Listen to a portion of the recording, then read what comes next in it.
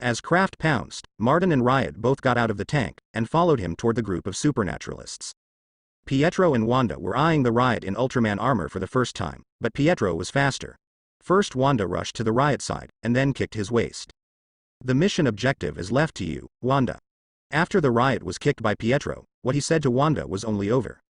Although Wanda also wanted to trouble the guy who was suspected of Iron Man, she also knew the priorities. After catching Kraft Lee, dealing with Tony Stark would be a lot easier. Sorry, Wanda said softly. She didn't want to attack Kraft, a child younger than herself, but in order to get revenge, she had to do something against her conscience, and seeing Kraft's fierce attack, obviously it's not a good match. The crimson energy turned into chains and entangled Kraft, who was wielding two swords. Just as the energy chain was about to wrap around Kraft, he suddenly lowered his body like eyes with his back, leaning forward to almost sticking to the ground, and then leapt forward like a snake. Some distance, when he straightened up, he also cut two Hydra. Although the special abilities such as internal force, true chi, magic strengthening, divine descending, and demonization in the dream world cannot be obtained, he can learn some of these moves. It's just that because of Kraft's physical ability, he couldn't use many moves even if he learned it, but with the blessing of the ability of this dream armor now, those moves that were once unusable can be simulated by Kraft. The swordsmanship that placards the ground just now is the signature skill of a big sister named Dust Eater in the dream. In the dream, Kraft watched that sister was implanted with the flesh of a demon, and then gained extraordinary power. After avoiding the red chains, Kraft turned his head and found that it was a white woman who was very close to the Speedman. Tisk. I don't like hitting women. Kraft looked around, and the Riot was hit by the Speedman directly into the air, posing in various beating poses in midair like a PPT. It is estimated that he would not be able to get off for a while, and Martin was also lapped. The supernaturalists couldn't draw their hands around. Strange. Why don't you use salted fish energy? While avoiding the energy bomb fired by Wanda, Kraft asked Angela curiously. Angela, who has been monitoring the audience, replied, "There is a problem with the equipment of those with supernatural powers." Projecting a hologram of a superpower into Kraft's field of vision, Angela highlighted the two small trapezoid devices attached to both sides of the man's temple. Whenever they are caught by Uncle Martin's negative emotional energy, the clothes on their bodies, especially these two devices, will release a strange impulse energy that makes them wake up quickly. Martin Lee's ability is no secret, and it's normal for Hydra to be prepared, but Kraft didn't expect them to have such an effective solution. Is it because of that infinite gems? Kraft took a look at the parameters of that pulse and found that it also contained gamma energy, so he speculated. And what he guessed was not wrong. Baron Strucker developed this kind of equipment that can resist most of the psychic ability through Loki's scepter. Although Martin's salted fish energy is invalid, he has the protection of the film battlesuit and there is no danger. After Kraft glanced twice, he paid no more attention, and concentrated on dealing with the blonde lady in front of him. The crimson energy used by this young lady is very malleable, can form a variety of shapes, and can also adjust the nature of its energy. Whether it is attack, defense or control, it can be done all in one, and its versatility is almost non-existent, lost to Ancient One's orange fire spell. So you are also a magician? Kraft dodges the light bullets fired by Wanda, and can't help but complain. Faced with that strange crimson energy, it is obviously impossible for him to solve Wanda by swordsmanship. Don't think that my sword can only fight melee. Kraft opened the armor on his forearm, and flew out two shuttle-shaped flight pens with file-size pens, and got into the two swords in his hands. Swordsmanship, go. Learning the movements of those comprehensible people in the dreamland, Kraft threw the two swords in his hands into the air, and then pretended to gesture.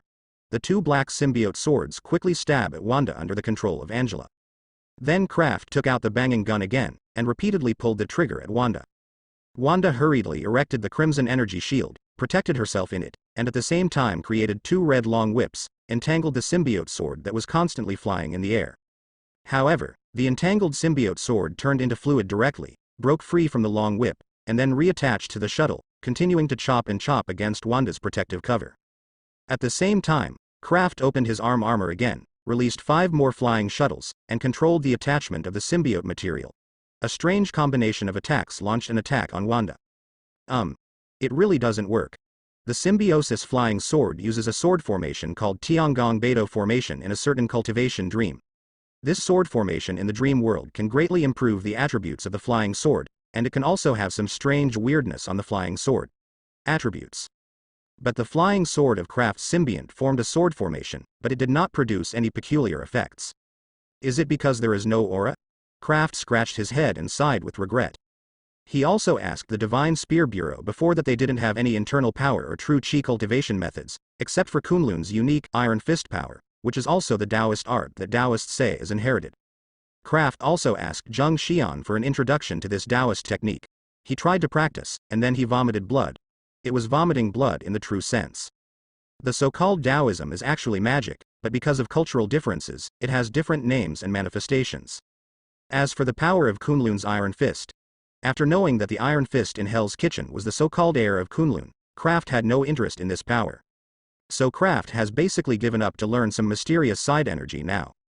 However, even without the blessing of special power, the 7 symbiote flying swords and the suppression of the banging spear, Wanda was suppressed by Kraft so that he could not fight back, and could only support the red energy shield. Wanda. Pietro, who used extreme speed to beat the riots without the strength to fight back, noticed the situation on Wanda's side, and was slightly distracted, and was immediately seized by the riots. When Pietro was distracted by the violent riot, he opened his arms and grabbed him firmly, and then leaned back greatly, causing Pietro's feet to immediately touch the ground. Now let's see how you run. The riot under the helmet showed a cruel smile, and his arms gradually tightened. Pietro Maximoff wailed fiercely. In addition to the exaggerated speed, Pietro's physical fitness is stronger than ordinary people, but it is not too exaggerated. The riots can tear it to pieces even in ordinary conditions, not to mention his current situation. Also wearing Ultraman armor. Pietro. Excited, Wanda exploded a burst of energy, and shook all the surrounding symbiote flying swords. The strength of the symbiote flying sword was so great that the shape of the symbiote flying sword could not be maintained, but they soon regained the shape of the sword, and then continued. Entangled Wanda. Seeing that Pietro was about to roll his eyes in the riot, the crimson energy around Wanda began to riot again. Found a high energy response. Angela suddenly reminded that the energy reading on the monitor had also risen to an exaggerated level. Kraft's instinct at the moment was also on the line, making him subconsciously drifting backwards for a long distance, and smoothly recruiting 7 symbiote flying swords, floating on top of his head. You let me go, Pietro. A beam of light that was more violent than the previous red energy shot out from Wanda's hands, and went straight to the riot. The dazzling light reflected a layer of crimson around him. The riots pinched Pietro to block him, but the red beam of light seemed to be conscious, and when it was about to meet Pietro, it suddenly split into 3 smaller beams of light and bypassed Pietro. Blasted on the shoulders and head of the riot respectively. Wanda's attack swallowed the riot's shoulders without any suspense. He hugged Pietro's arms and fell to the ground with a click, and his head was penetrated by a beam of light, leaving a transparent hole in the file size of his fist. After all, the Ultraman battle armor is Kraft's early work, and the materials used can only be said to be okay, and the user is a hard-to-kill guy like Riot, so Kraft has not upgraded the armor. Roar. Thank you, Wanda. After falling back to the ground, Pietro touched his painful ribs and thanked his sister. However, he saw that Wanda was still yelling to himself with a look of horror. Pietro, be careful. The silver-gray ooze-like substance spewed out from the Ultraman armor, forming a huge amount of sharp claws and patted Pietro, who was half kneeling on the ground. Boom. Huge amounts of paws made a big pit on the ground, and then after a while, they wriggled and turned into the common human form of symbiote with big white eyes and sharp teeth and long tongue. Escape so fast. Riot opened his mouth like a monkfish, and roared at Pietro, who had fled back to Wanda. Next is the second round. Kid. What kind of monster is this? At the moment Pietro can only stand barely with Wanda's support. His ribs have been severed several times. Pietro has exhausted the last bit of mobility in the escape just now, and the severe pain made his forehead seep out. Dense cold sweat, his lips almost lost their blood. Wanda was also a little depressed because of the continuous outbreaks. In this case, Pietro raised his mind to retreat. Wanda, fix my bones. I'll take you to escape first. Pietro whispered in Wanda's ear. I see. Wanda stretched out his hand to press on Pietro's ribs, and the crimson energy penetrated into his body, moving his broken bones back to their original positions and holding them firmly. Pietro let out a muffled snort, then hugged Wanda and fleeing into Hydra's base while holding back the severe pain. Don't even want to run. Pietro reduced his speed a lot after being injured, and at least he was able to make the riot aware of the trajectory of his movements, so he chased him up without hesitation, regardless of when Pietro had already run away. Kraft hurriedly called him back. This kind of speed person wanted to escape, and it was impossible to catch up. Anyway, their final destination was the Hydra base, so they were not in a hurry. But the woman who uses red energy is a bit troublesome. When she is emotional, her destructive power is a bit exaggerated. Take out the others first. Kraft waved his hand, and the 7 symbiote flying swords quickly shuttled across the battlefield. In a short while, Hydra's abilities were swept away by Kraft. Except for Pietro and Wanda who had escaped, only one man covered in metal was still fighting Martin. The man who played against Martin was called Karl Creel, and before Pietro and Wanda appeared, he was the trump card in the hands of Baron Strucker. Karl Creel's title is to absorb people. He can imitate any material he has touched by changing the molecular structure of his body. In the process of imitating, Karl Creel's strength, endurance, and resistance to attack will be improved to varying degrees. However, when imitating and assimilating some special materials, the ability of its shape change will be limited. For example, before the fight, the material that Creel imitated was vibranium, but the vibranium he imitated was much lower in strength, and the shortcomings of vibranium's weak sound and weak electricity were more obvious on him. So at the beginning of the battle, the absorber sneaked up to Metal Slug and began to imitate the armor materials used by Metal Slug. Later, in the battle with Martin Lee, he copied the materials on the negative film battlesuit. Although the strength was somewhat reduced, he is now more difficult to kill than the vibranium form with obvious weakness. Even he can simulate Martin's negative energy and become a filmmaker. Even without Hydra's special device, he can completely invalidate Martin's unfavorable negative emotional energy. In addition, Karl Creel's original fighting skills were pretty good. Martin Lee was delighted to see Hunter, not allowing other people to intervene and grab him and start heads up. This is also one of the main reasons why absorbers have been able to sustain him until now. Another reason is that after absorbing people change their shapeshifting state, they are a bit symbiotic. Even if Martin Lee cuts off his hands and feet, he can reattach them. I have to say that Hydra's technology is still a bit worth seeing. According to Angela's previous battle video, Kraft also roughly guessed the ability of absorbing people. Although most of the abilities of the supers are not distinctive, the two who escaped in the ability of absorbing people in front of them are quite good. Interesting. Wait. I surrendered. Realizing that the army on his side has been almost wiped out, but the other side has not had any attrition, Karl Creel quickly raised his hands and shouted loudly. He is different from those brainwashed experimental subjects, because many of the brainwashing methods in Hydra are completely ineffective for absorbing people because they can change their own structure. Creel staying in Hydra is purely a good treatment. As long as he cooperates with the experiment every day, he will have delicious offerings. Once in a while, he can get large bonuses. Good and evil things have always lived in the Hell's Kitchen. For him, there is no point at all. Surrender? Sorry, we don't accept surrender. Without waiting for someone to say anything, Kraft directly raised his hand, and the metal ball on the armor lightened slightly, and a white light from his hand hit him. Ah! The absorber who was blasted out of the metal body screamed sternly. The strength of this copy is a bit low. Even the swift form of the negative film battlesuit can't even catch Kraft with a shot. It seems that this absorbing ability is just like that. Kraft shook his head, then fired several energy cannons at the absorber, blasting them to the point of no bones. In Hydra's base, Baron Strucker is directing the scientists under him to conduct a new round of human experiments on the Maximoff brothers and sisters who have escaped. The force of the supernatural beings was easily destroyed by Kraft and others, which Baron Strucker could not expect. But Baron Strucker still doesn't think he will lose. After all, the number of their Hydra is there, and Kraft and the others are only 3 people no matter how strong they are. It's just that he thinks that if Hydra still wants to capture Kraft, it should be impossible. But Baron Strucker did not intend to give up like this. Before sending troops to annihilate Kraft and others, Baron Strucker still intends to let Pietro and Wanda try one last time. That's why he asked his scientists to hurry up and conduct new experiments on their 2 siblings. If this experiment fails, he has to regretfully kill Kraft. When will the experiment end? Baron Strucker walked up to a scientist and asked in a deep voice. It takes about 30 minutes. It's too late, give me more energy. But in doing so, the 2 of them may not be able to bear it.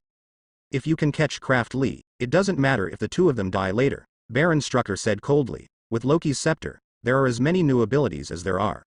The survival rate of previous human experiments was not high, and the chance of obtaining useful abilities was even poorer. After obtaining the Loki scepter, Baron Strucker acquired more than a dozen abilities at once. Although there are only Maximoff brothers and sisters who are really powerful at present, it also gives Baron Strucker full confidence that he can transform more and stronger abilities in the future, so he will not spare 1 or 2 abilities now. Life. I see. As a scientist at Hydra, naturally he would not have any thoughts of compassion. He was just a pity for 2 excellent materials, and he didn't want them to be destroyed so easily. Pushing the push rod on the console to the top, Loki's scepter emits a weird blue light. Wanda and Pietro in the glass compartment wailed frantically, and the instruments used for detection were also in chaos. In the middle, The above readings changed quickly and irregularly, and finally turned into a bunch of garbled codes, and made a DDD error report. Buzzing. In the glass compartment where Pietro was, he was no longer visible, only the surrounding glass curtain walls were making a slight trembling sound. In the other glass compartment, the crimson energy formed a large mist that obscured Wanda's figure. Through the monitor, the experimenters could only see a thick red mist rolling violently in it. What? With a scream from Wanda, the special glass capable of resisting missiles in the two compartments was shaken into a pile of powder, and countless light bullets formed by crimson energy turned the instruments in the laboratory like headless flies. Make holes one by one. And Pietro was also running wildly in the laboratory at a speed hard to see with the naked eye. The rampage between the two of them lasted for more than 10 seconds before they gradually stopped. Wanda and Pietro changed their former weakness and became radiant. Even Pietro's injuries have completely recovered. Papa. Baron Strucker slapped his hands and walked into the ruined laboratory. Although I want to congratulate you very much, but time is running out. After you get a little familiar with ability, go and fight the invaders. Remember to save Kraft's life. Wanda glanced at Baron Strucker, nodded silently, and walked out with Pietro. Pietro, it's me, Wanda. The ability of the crimson energy evolved again and possessed the power of the mind. Wanda didn't even need to exercise much. Just like instinct, he could easily use the ability of speaking words and contact Pietro. You don't need to speak, just read it in your heart. The siblings walked silently in the passage of the Hydra base, but they were communicating quickly in secret.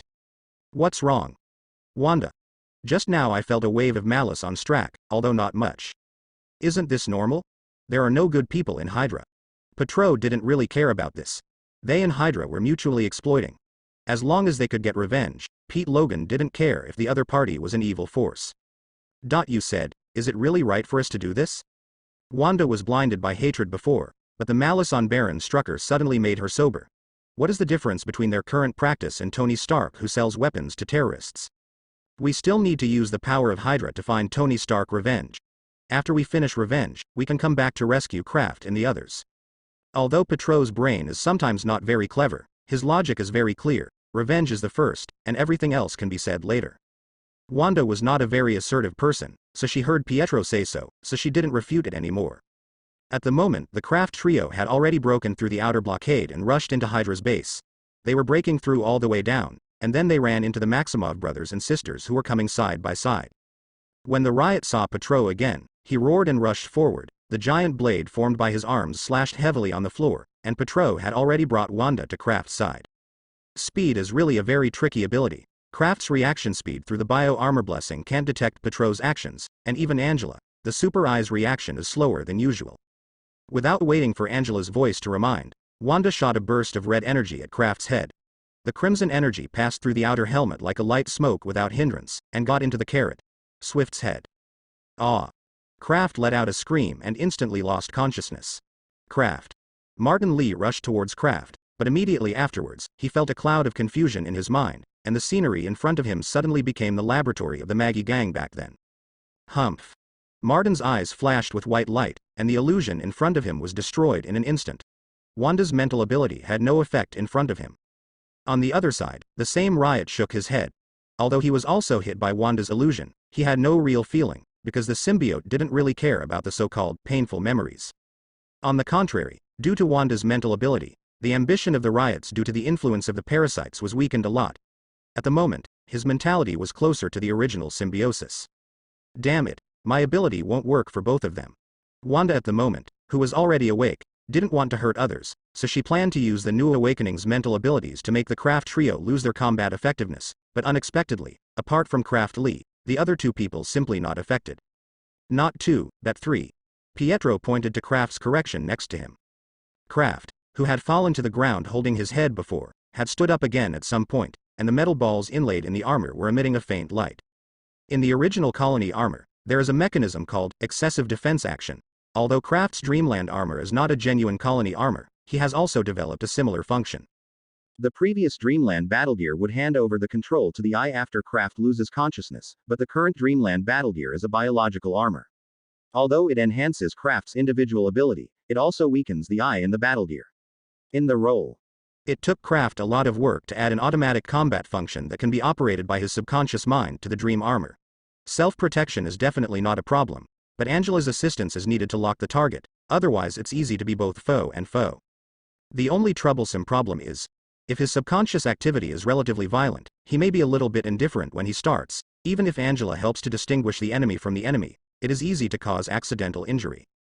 Uncle Martin, Mr. Riot, please as soon as possible. Brother's mood fluctuates a lot. It may be dangerous to get too close. The light of the metal ball on the Dreamland armor became brighter and brighter, and Angela's reminder sounded. Martin Lee, who knows his little boy very well, turned his head and ran away. Although the riots were slightly changed because of Wanda's energy personality, the memory of Kraft's experiment with the symbiote would not disappear. He told Kraft featuring was still very jealous, so he followed Martin to the outside of the base. What's happening here? Seeing Martin Lee and the monster called Riot just leave Kraft and run out, Wanda and Pietro were both stunned. Pietro, run. Wanda, who became more acute after the ability upgrade, took the lead in reacting and pulled Pietro's arm vigorously. According to her perception, Kraft is now like an explosive barrel about to explode. No, it should be a nuclear reactor about to explode. There is a large amount of energy in the body, which may burst out at any time. That kind of energy reaction is even far beyond the power that bursts out when he is emotional. Pietro, who also knows about his sister ability, stopped hesitation, picked up Wanda and rushed outside. In the blink of an eye, the two passed Martin and the Riot, and rushed outside the base. What are you doing? Baron Strucker Rage's voice came from their earphones. Get me back and grab Kraft back. It doesn't matter if you break a leg or two. He had seen Wanda knock Kraft down with just one blow in the surveillance before, and he began to wonder what kind of development Hydra could get after taking over the industries of Dreamland Corporation and Martin Lee. Before he could finish his imagination, Wanda and Pietro suddenly ran away, leaving Kraft standing there glowing like an electrified Christmas tree. Baron Strucker sent his men down to capture Kraft while contacting the Maximoff sister and brother. He definitely saw that Kraft's current situation was not quite right, but he didn't think that Pietro and Wanda had no chance of winning. Didn't they kill Kraft with one blow before? It must be because of his soft heart and mercy again. For Wanda and Pietro, Baron Strucker is actually very despised, just two idiots who are driven by hatred but still maintain innocent ideas. He can easily fool them to find North. So when Baron Strucker contacted them, his tone was not very polite. If you still want to find stark revenge, just do as I say. Anyway, Kraft has prosthetic skills, it doesn't matter if you break your hands or feet. ZZ. Wanda, who originally disliked Baron Strucker, directly destroyed the headset for communication. Damn it. These two idiots. Baron Strucker smashed the table hard, and was about to give orders to his subordinates to bring back the two guys who did not listen. He heard a series of violent roars from above the base. When Kraft fell into a coma, his violently fluctuating mood made the Dreamland armor enter a state of emergency defense. Fortunately, Angela suppressed it, otherwise he would attack the moment he stood up. However, in Angela's calculations, even if the unconscious Kraft did not take the initiative to target Martin Lee, he might accidentally injure Martin based on his current mental state, so Angela did his best to suppress the desire to attack the Dreamlander. Let Martin and the others escape first. As for Pietro and Wanda who ran away together, it was not that important, and with Pietro's speed, it was easy for them to escape. It was not until Martin Lee escaped from Hydra's base that Angela let go of the suppression of the Dreamland armor, and quickly locked the Hydra troops coming from behind the wall, and then Kraft went violently. Instead of using the kind of symbiote flying sword-like playing, Kraft opened his hands to both sides. The metal ball on the armor will gather the stored energy between his palms, and the hot energy cannon from his hands burst out and blasted towards the walls on both sides. The energy cannon penetrated the thick walls of the base and blasted on the Hydra troops that were coming. They were turned into fly ash without any resistance. After solving the two teams of Hydra, Kraft didn't stop. Under Angela's lock, his hands waved quickly, firing energy cannons at all the life response units in the base through the wall. The white light of destruction raged in Hydra's base, and it was bombarded with holes in a short time. The already crumbling base could no longer hold on, and collapsed in the horrified eyes of Pietro and Wanda. Boom! In the smoke and dust produced by the collapse of the base, a figure flew out of it, floating on the top of the base. Kraft inserted the fingers of both hands into the gap in his chest, and then violently tore them to the sides. This is the strongest weapon on the Dreamland armor, the chest particle cannon, designed by Kraft based on the original reproductive armor. Because it also adds the energy cannon technology in other Dream technology, this trick is much stronger than the original version. The white light of destruction gathered on Kraft's chest again, and two huge amounts of light beams slammed into the ruined Hydra base from the air, swallowing it completely. The terrible high temperature made Pietro and others in the distance feel a hot wind blowing on their faces. Even the air in front of them was distorted, and their terrifying energy response made Wanda and Martin Li subconsciously erect an energy barrier, and the riot-fearing high temperature has long been retracted into the bionic human body. The trees not far away were affected by the high temperature and were roasted to dryness or even directly ignited. The surrounding land also lost a lot of water and caused a lot of cracks. The dazzling light gradually extinguished, and a huge and invisible pit appeared in front of Pietro and others. Everything in Hydra disappeared before this particle cannon. Pain. Severe pain. It is a kind of terrible feeling that wants to cut open his own brain with his own hands, and then dig out everything inside, so as to avoid pain. Kraft stood aside like a ghost, watching the little boy who was tied up on the test bench in front of him wailing silently. The intense pain made him lose the strength to speak. Although it is not Kraft who is feeling the pain now, he feels the same inexplicably. All of this is very similar to the dreams that Kraft once had, except that this time the protagonist of the dream is not someone else, it is Kraft himself, or the little boy named Edward Wong. This is the illusion created by Wanda Maximoff, which brings Kraft back to the childhood memory that he has long forgotten. Subconsciously touching his faintly painful head, Kraft curled his lips. I don't know if I should hate her or thank her. Watching the Maguire group's experimenters throw the unconscious himself into a small cage like a ragbag, Kraft gritted his teeth with hatred.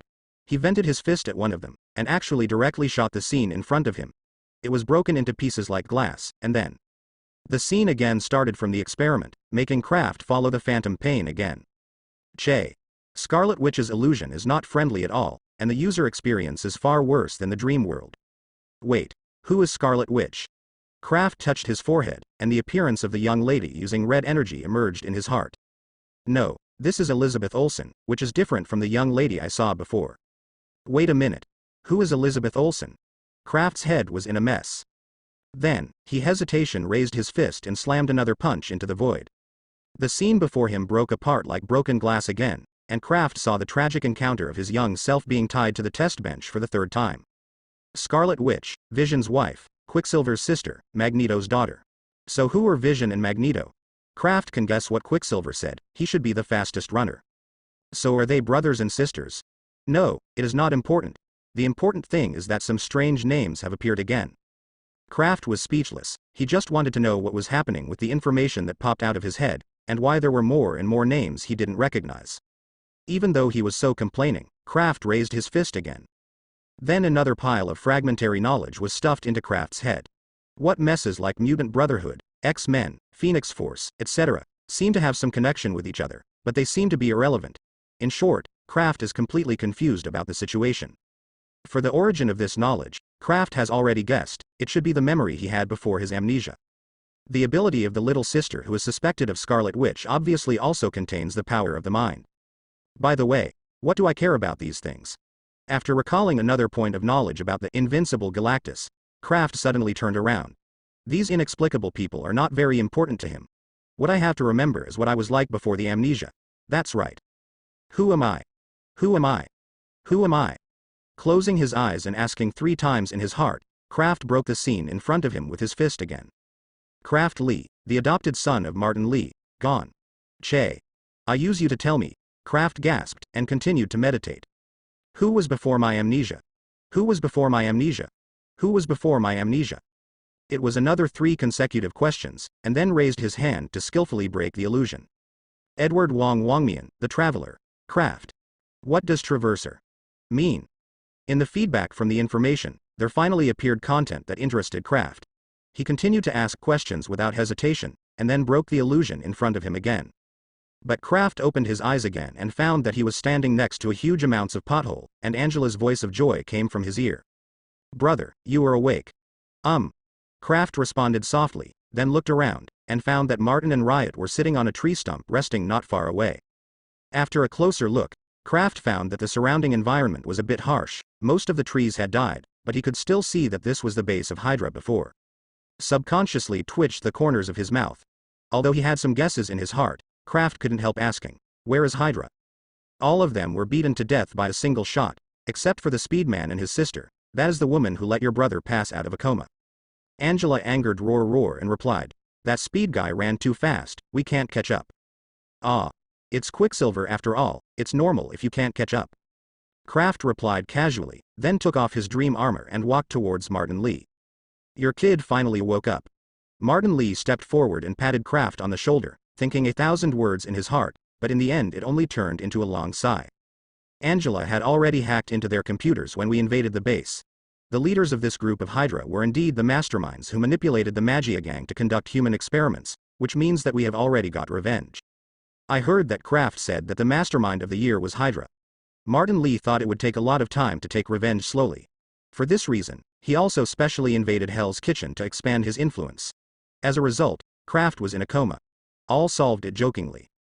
To be honest, his mood is very complicated now.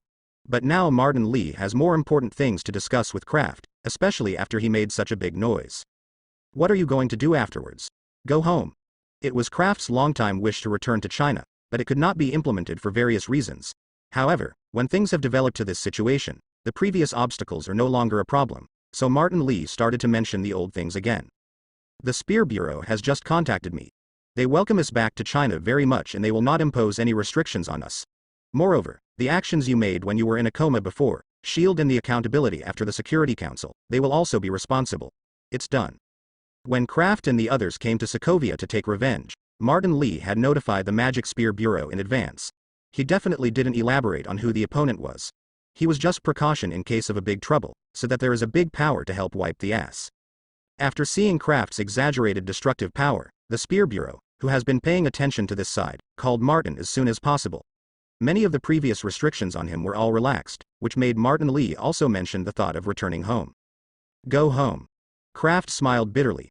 If he didn't restore his memory, he would have no objection, but the situation is different now. Scarlet Witch's illusion allowed Kraft to restore part of his memory. After knowing how dangerous the world he was in, returning to China was also a choice, but it was not the best option in his mind. Although part of the memory has been restored, Kraft doesn't actually feel anything special, because the restored memory appears in his mind in the form of intelligence, not a real recollection of what he was like before the amnesia. People. And although those memories are generally restored according to Kraft's mind, the specific information that will be restored is not under Kraft's control, so in the end the information he gets is all fragmented. Kraft, it took me a long time to figure out what he was like. His name before his amnesia was Wang Mian, and he should have been a traverser who had crossed the earth from Otherworld. As for how he crossed and why he crossed over, Kraft didn't know anything.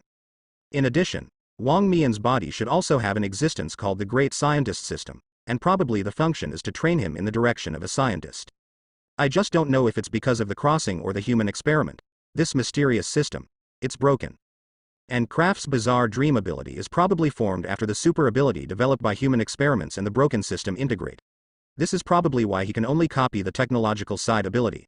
As for the content of the dream, it is probably it was formed from the fantasy works he had seen in his previous life. Although these are just inferences that Kraft put together based on the fragmented intelligence, he felt that they should be inseparable. After getting a preliminary understanding of his own past, Kraft curiously asked Martin Lee, Parker's family, Liao Fatty's family and other familiar people's intelligence, as well as the intelligence of those scientists dreamed of in his dreams.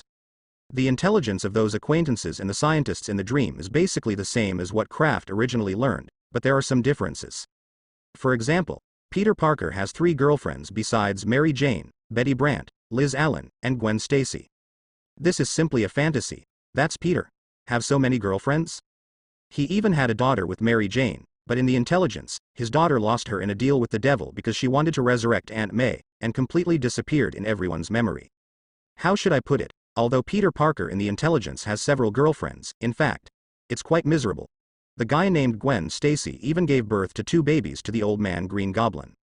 However, after being surprised, Kraft gradually understood that the information was probably what Ancient One called the parallel world.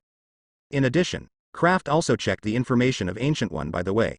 She seems to be mostly male in other parallel worlds. I don't know if she herself knows. After recovering these mixed memories, Kraft had nothing to know for a while, so he emptied his head and waved his fists casually. Then Kraft got a lot of more messy memories, and by the way let him know what happened to a lot of strange knowledge that had appeared inexplicably before. In addition to these messy information, Kraft also knows a lot of dangerous people in this world, such as Ultron, Apocalypse, Black Sky, Dark Phoenix, Dormammu, Galactus, Thanos, Kong the Conqueror, Under Everything and so on. Most of the characters Kraft have never heard of before, and the relevant information fragments obtained are also very scarce. The only thing that Kraft had an impression of was Thanos, the overlord of the universe in the mouth of the symbiote, the crazy titan Thanos. According to the information, Thanos is committed to destroying half of the lives in the universe, and the reason is that he was insane, to please the death of one of the 5 gods. However, no matter what the reason is, the threat of Thanos is real. Kraft learned from the debris information that Thanos' colleagues who are reducing the population are still collecting all the infinite gems. Ancient One also said that if collecting S.H.I.E.L.D a gem can gain the power to destroy the world. He thought at the time that the so-called destroy the world only meant the Earth. As for the other dangerous people, either they have mental problems or they like aggression. The guy named Planet Devourer is even more like his name, who feeds on planets. But apart from Thanos, the other dangerous people Kraft don't know. Optimistically guess that those guys may be threats only in the parallel world, so he can only target Thanos, the only known threat. However, as Thanos is a well-known overlord in the universe, it is obviously impossible to trouble him with Kraft's current strength, so his plan is to enter the universe directly. Since Thanos' goal is to eliminate half of the population in the universe, he will inevitably be an enemy of all life in the universe, and according to the symbiote, he is already invading everywhere in the universe, so his enemies are definitely not will be less. As Kraft entered the universe to develop, he was also able to establish offensive and defensive alliances with other planetary forces, so that even if Thanos came one day, he could pull up enough troops to resist Thanos' army that swept across the stars. This is definitely the most optimistic idea, but otherwise, Kraft can't think of another way. As for notifying S.H.I.E.L.D and the Spear Bureau, Kraft himself was dubious about these restored memories. What reason did he use to persuade these official institutions that had engraved intrigue into their DNA? So he just figured out a solution by himself. I am obviously still a child, why should I bear this? Although he complained so in his heart, Kraft didn't intend to put his hope on Avengers who had solved it all in his memory. Yes, the memory fragment contains information such as, finally Thanos' plan was blocked by Avengers, but who knows which parallel world this is the story. The word, story, is used because of Kraft's knowledge of the so-called Marvel Universe and the world in the fragmented memory. As early as when he dreamed of Tom and Jerry, he had doubted whether the world he was in was just a fictional fantasy. He also watched a lot of related sci-fi works, but in the end there was no definite conclusion, so he simply left behind. Ends. As for now, I have to gamble on the 50% chance of survival. Whom still has the time to think about self-existence? If you don't want a solution to Thanos, your life will be gone, so you don't have to think about whether there is or not. So Kraft rejected Martin Li's proposal to return to China, and instead said categorically to him, "My goal is the Sea of Stars." Hearing that Kraft wanted to run into the universe, Martin Li's first reaction was to stop him, but when he was about to say his words, he found that he didn't seem to have any reason to stop Kraft. The Earth is too small. The black technology of Kraft, Martin Li, has a deep understanding. Before Kraft, because of various concerns and for revenge, he could only act quietly. Now he is finally free of constraints. He feels that he shouldn't be an obstacle to Kraft. Although Martin Li has a deviation in understanding, it does not prevent him from choosing to support Kraft. In fact, Kraft is not incapable of telling the truth with Martin Li, but to be honest, even if you tell Martin what to do, Martin's negative energy is indeed very powerful in some aspects, but it will not play a role in space warfare. Besides, these industries on the Earth are not lost or just lost. Someone must be left here to take care of them. The most important thing is that it is not too difficult for Kraft to get back to Earth at any time as long as he manages those quantum communication and interstellar transmission technologies in his dream. So Kraft didn't explain to Martin Lido, he jumped into the huge pit and took out the mind gem and put it in a box. Now that I know that Thanos is already looking for infinite gems, I have to treat this thing carefully. Thinking about it this way, throwing the space gem to Asgard for safekeeping is the most correct choice. But speaking of it, the Earth deserves to be the main stage of the Marvel world.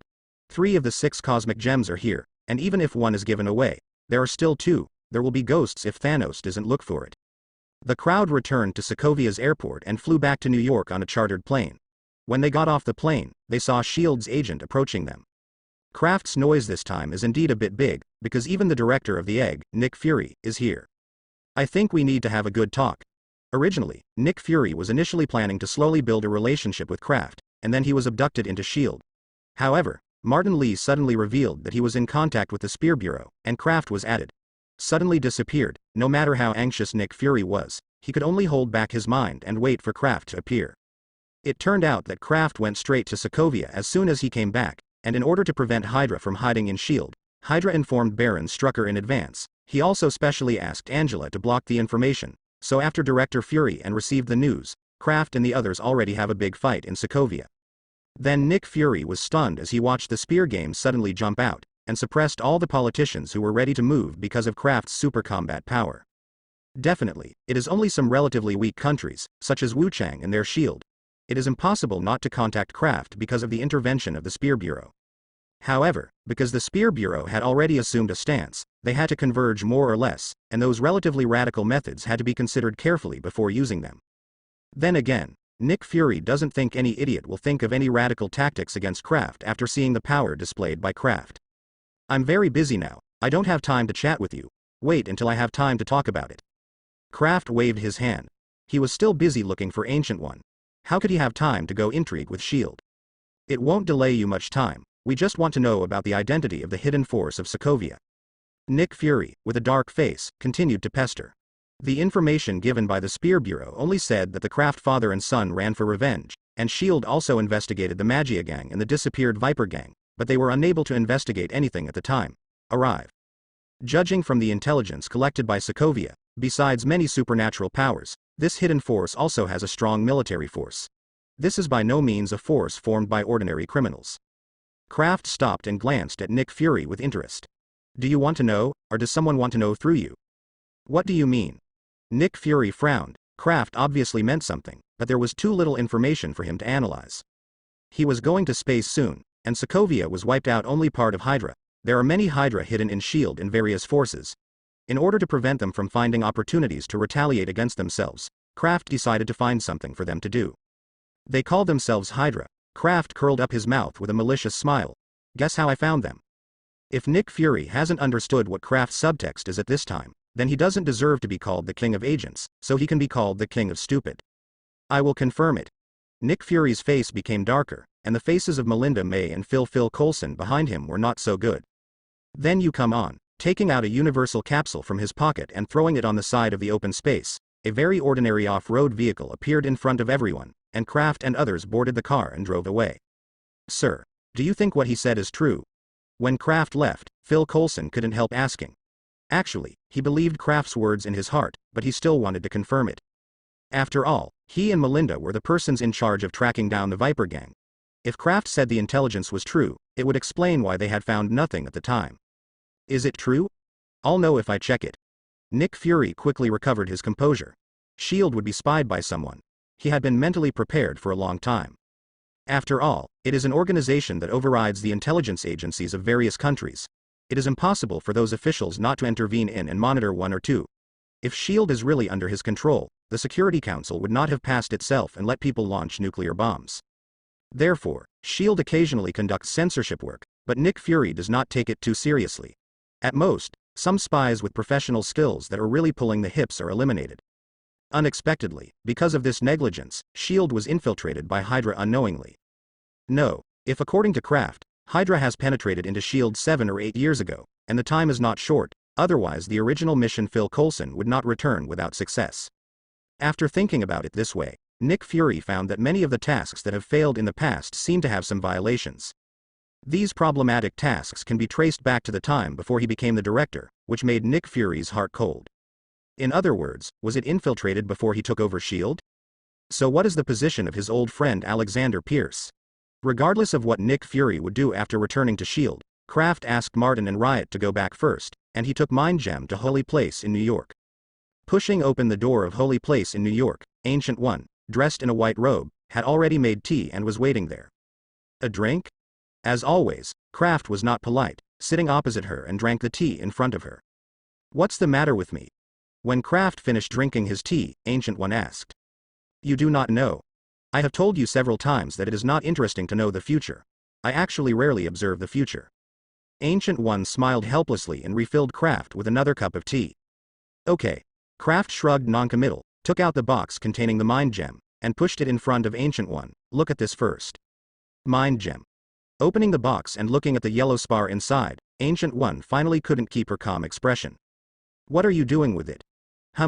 Kraft scratched his head. Some didn't know where to start, so he asked directly. Do you know Thanos? Thanos? Ancient One suddenly realized. So, have you recovered your memory? Recovered partly. Kraft froze for a moment, then nodded, and gave Ancient One a contemptuous look. By the way, you even know this, and you rarely observe the future. No way. Who makes your identity special, and the end of the world caused by you is not once or twice. Ancient One shrugged indifferently, then threw the pot back onto Kraft's head. Kraft's face went dark. I don't know if what you said is true or false. Quarreling with such a guy who can observe the timeline and parallel world is really frustrated. When Ancient One kicked himself, he didn't even know whether it was true or not, and there was no way to refute it. Well, we won't talk about this anymore.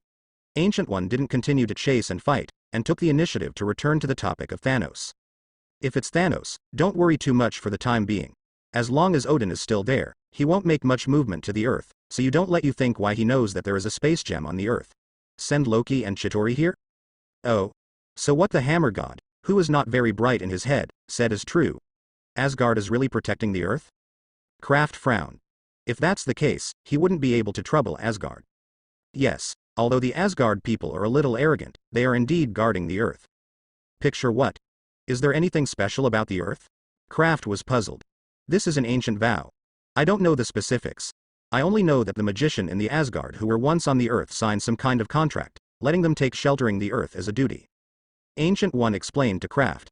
And Loki is actually the son of giants of Jotunheim, so he is not affected by this oath, and over time, the effect of this oath has a tendency to weaken. Well, it may also be that the agreed time is approaching. Ancient One thought for a while, and added, after all, I don't know what the oath was. Well, that means there is no need to worry about Thanos' aggressive attack for now. Clough nodded his head so that his development time was extended a lot, and then he scratched his head and couldn't help but vomit. Speaking of which, Thanos sends Loki and Chitauri over, just like the Demon King who gives experience to the brave in an RPG game. Isn't he going to send some subordinates from time to time in the future? Maybe. Ancient One really didn't seem to know what happened in the future, or she didn't want to tell Kraft and avoided talking about this topic. Seeing that Ancient One was no longer stubborn, Kraft held his teacup and sipped tea in the leisurely place, reached out his hand and scratched his hair, and found that he had nothing to ask.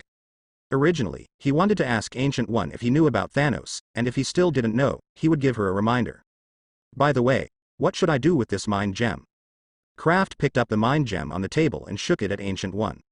Although the space gem has been taken away by Asgard and Odin is there is no need to worry about Thanos for the time being, but he is not sure when he will send a subordinate or a cannon fodder army over, plus Kraft will go to the universe soon. It's better to leave the big trouble to a big guy like Ancient One.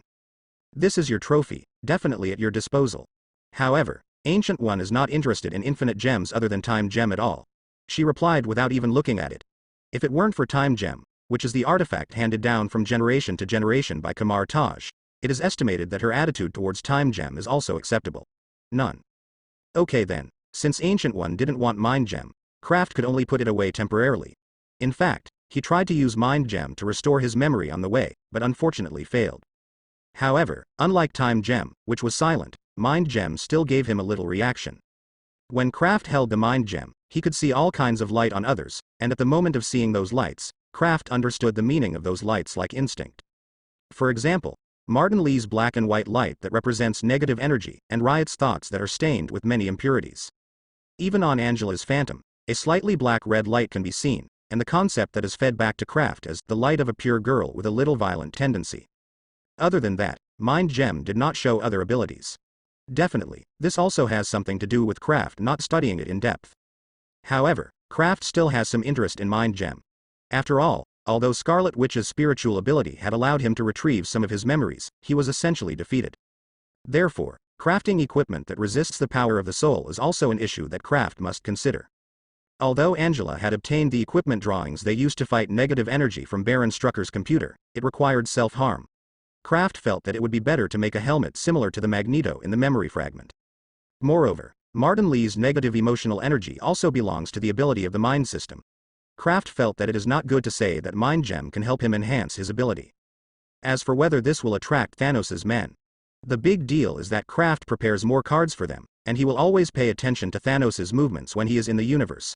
If he finds that Thanos is sending troops to the Earth, he will rush back to the Earth as soon as possible, and notify Martin by the way. Mind Gem throw it back to S.H.I.E.L.D. Anyway, in previous memories, the Avengers even defeated Thanos, so it's okay for them to fight a few Thanos' men, right?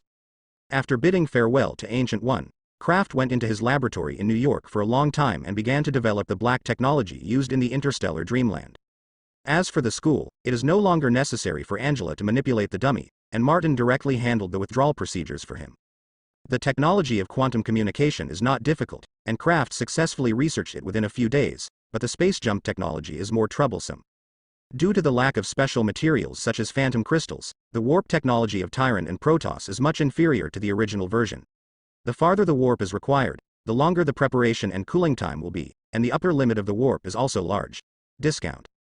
In addition, there is a shuttle technology from the Gallente Federation, which requires the establishment of a device called a jumping bridge or stargate, which is simply a portal dedicated to spacecraft. However, according to the information provided by the Riot, Marvel World originally possesses space jumping technology that does not require a stargate. Except that carbon-based creatures should not jump more than 50 times at a time, there are no special restrictions.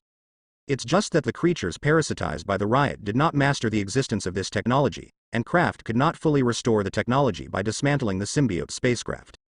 In addition, the Riots also took the initiative to tell Kraft that their spacecraft was actually more than this one at the beginning, but the ones that jumped directly into the solar system were all shattered by the Asgard with Bifrost. Only their spacecraft, disguised as a meteorite, drifting in from outside the solar system, was not discovered by Asgard. So, you all know that Asgard is guarding here. Why are you still thinking about invading the Earth? Kraft is very puzzled about the symbiote's head iron behavior. Many galaxies have so-called Asgardians. We can't stop the invasion just because of this, right? Riot, who put on a definite appearance, replied. I always feel inexplicably reasonable. Kraft scratched his head, invaded other planets and then parasitized the creatures on it. It is the instinct of the symbiote. If they don't find the parasitism, they will die easily. To put it bluntly, it is for survival. This is the same reason that the symbiote becomes particularly embarrassed after parasitism. This also explains why this jumping technique has already been popularized in the universe. When Chitauri invaded the Earth, Loki needed to use the space gem to open the portal. Is the deterrence of Asgard's primitive people in the universe so high? Kraft suddenly felt that perhaps the strength of the aliens in the universe was not as exaggerated as he thought. Because of the information about the Riots, Kraft did not continue to study the space shuttle technology in the dream world. Anyway, this local technology is not difficult to obtain, and the weakened version of the fold technology in the early stage is sufficient. The most important point is that if Kraft wants to build his own fleet, the technology in Marvel's original world that does not need to do it yourself, can automate production is more important. After lighting up the technology needed to travel to space, Kraft began to make new equipment for Martin and the others. In fact, there is no need for exaggerated equipment on Earth. Kraft mainly prepared a set of symbiote battlesuit for them to enhance their survival ability. In addition, they have to prepare a few sets for the Spear Bureau. After all, after he leaves, Martin still needs them to take care of one or two. These are all necessary human relations. After finishing all these equipments, Kraft handed them to Martin Lee, including the Mind Gem, which was no longer useful to him, before he began to prepare a new spaceship for himself. Although Asparas has a cute appearance, his movement speed is really low, and his flexibility is not strong at all. Kraft's original idea was to continue to transform the Banshee fighter that had been with him for a long time. But the prototype of the Banshee fighter is a single fighter. Even after Kraft's transformation, its internal space is not much larger. As a spacecraft, it is still insufficient. If it is further modified and expanded on a large scale, then it is no different from Redo 1. Although Kraft can simply build a small spaceship first, then find an unmanned planet to build a base in space, and then slowly build his main battleship, but instead of doing this, Kraft prefers to get the battleship first, then slowly find planets in space to create his own dead star. After all, suitable planets are not so easy to find. Before finding a qualified planet, it is safer to have a reliable warship as a temporary base.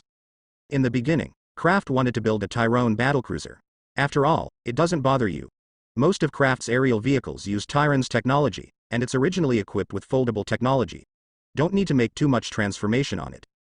But it feels too rigid. It's rare that Kraft can free himself in space without restrictions. He wants to drive some more personalized warships. If it weren't for the safety of Drive Dr. S. car and spacecraft, he would have planned to drive the car directly into the universe. The spacecraft of the Gallente Federation series were also eliminated by Kraft for this reason. In addition, he has also thought about getting a spaceship shaped like the Millennium Falcon in Star Wars or the Enterprise in Star Trek. It's just that the aliens have not seen these two series of film and television dramas. Treat it as an ordinary ship. This kind of night walking plan did not match Kraft's demands, so he temporarily shelved it. Because there were so many materials on the battleship in his head, Kraft searched for a while before he was attracted by a strangely shaped battleship. The Cross Pioneer, The mothership of the Death Pioneer is just like the name, Space Pirate. The overall shape of this battleship is designed to be the style of the battleship of the Earth's medieval period, even the mast and the sail. In addition, the Mobile Suit Gundam in the Death Vanguard is also based on pirates. Thinking about it this way, it seems interesting to be a pirate king in the universe. So Kraft caught it at a glance. Although the mothership is much larger than he expected, this is not a problem. It's a big deal to make a few more robots and let Angela and Harrow serve as the crew. The construction of such a large battleship is very complicated, especially Kraft cannot let Angela and Harrow control the SCV to help in many places, so he can only make it by himself, so Kraft estimates that it took a lot of time. Fortunately, Ancient One gave him a reassurance, knowing that Thanos was not so easy to come over, so he had the confidence to build the spacecraft slowly in the laboratory. Another reason is that Kraft hasn't had a dream since he recovered part of his memory. This made him, who wanted to use Mind Gem to restore more memory, quickly handed the gem to Martin Lee. Compared with my dream, Goldfinger, my previous memories are not important at all. But even so, Kraft's dreams still seem to have disappeared and never appeared. Kraft, who didn't know if he would dream again in the future, felt that he had better prepare a little before entering the universe. Another fulfilling day. Kraft jumped off the SCV and looked at the space pirate ship gradually taking shape in front of him, with his hands on his hips, his heart full of accomplishment. The overall framework of the Cross Pioneer has been completed, because these things do not involve the unscientific power of dreams, and they were quickly completed with the help of Angela. Now Kraft's main task is to install a folding device and a beam sail that can be accelerated by the solar wind, as well as some dream technologies that he thinks can be used. For example, the goddess statue under the bow of the ship. Kraft used Skynet's technology to transform the goddess statue into a long standby giant liquid robot. In addition, there are a series of devices such as conventional invisible camouflage, various types of energy shields, various backup power sources including coke power devices, and definitely the most important Angela host is impossible to forget. In addition, Kraft doesn't know if he can get used to extraterrestrial food, so in addition to preparing a large amount of spare food, he also set up a small farm in the battleship according to his racial ability, not only growing some fruits and vegetables. He also raised some meat animals and even dug a fish pond. Anyway, the scale of the cross is large enough that even if such a large amount of stuff is squeezed into it, there is still a lot of room for Kraft to use. "Brother, you are done, come and eat." Alice saw Kraft coming out of the studio and hurriedly asked Roar. After coming back from Sokovia, Kraft's board and lodging were on the laboratory side. Martin Lee also knew that he was busy preparing for the space trip, so he simply took Alice back from Aunt May to take care of him. Also came back with the little black cat Beja. As for Quinn's dog, he had been playing crazy with Peter Parker, running around New York's streets and alleys all day long, under the name, the Dogman. The number is fighting criminals, and its popularity is even higher than Spider-Man and Shining Locust, which actually raises the market price of Shiba Inu. Kraft will indulge the dog so much because he will go to space with him when that happens, and Beja is more sticky to Alice, so he plans to stay on Earth. "Oh. After I went to space, how can I live without Alice by my side?" After eating the dinner that Alice had prepared herself, Kraft spread out on the chair, patted his bulging belly and sighed. Although those robots without self-awareness can also make decent meals, they are far from Alice's craftsmanship. But Kraft did not mention to Alice any topic of taking her to the universe, because he knew that as long as he said it, Alice would definitely not refuse, but with Alice's personality, he would not like this kind of going around. Of the wandering life, Kraft didn't want to force her. And leaving Martin alone on Earth, Kraft is not very relieved. It would be better to have Alice with him. "Or I will be a mechanical cook for myself." Kraft touched his chin and began to ponder, but if he continued to follow the original production method, the character of the robot would still be similar to Alice, and it would be meaningless.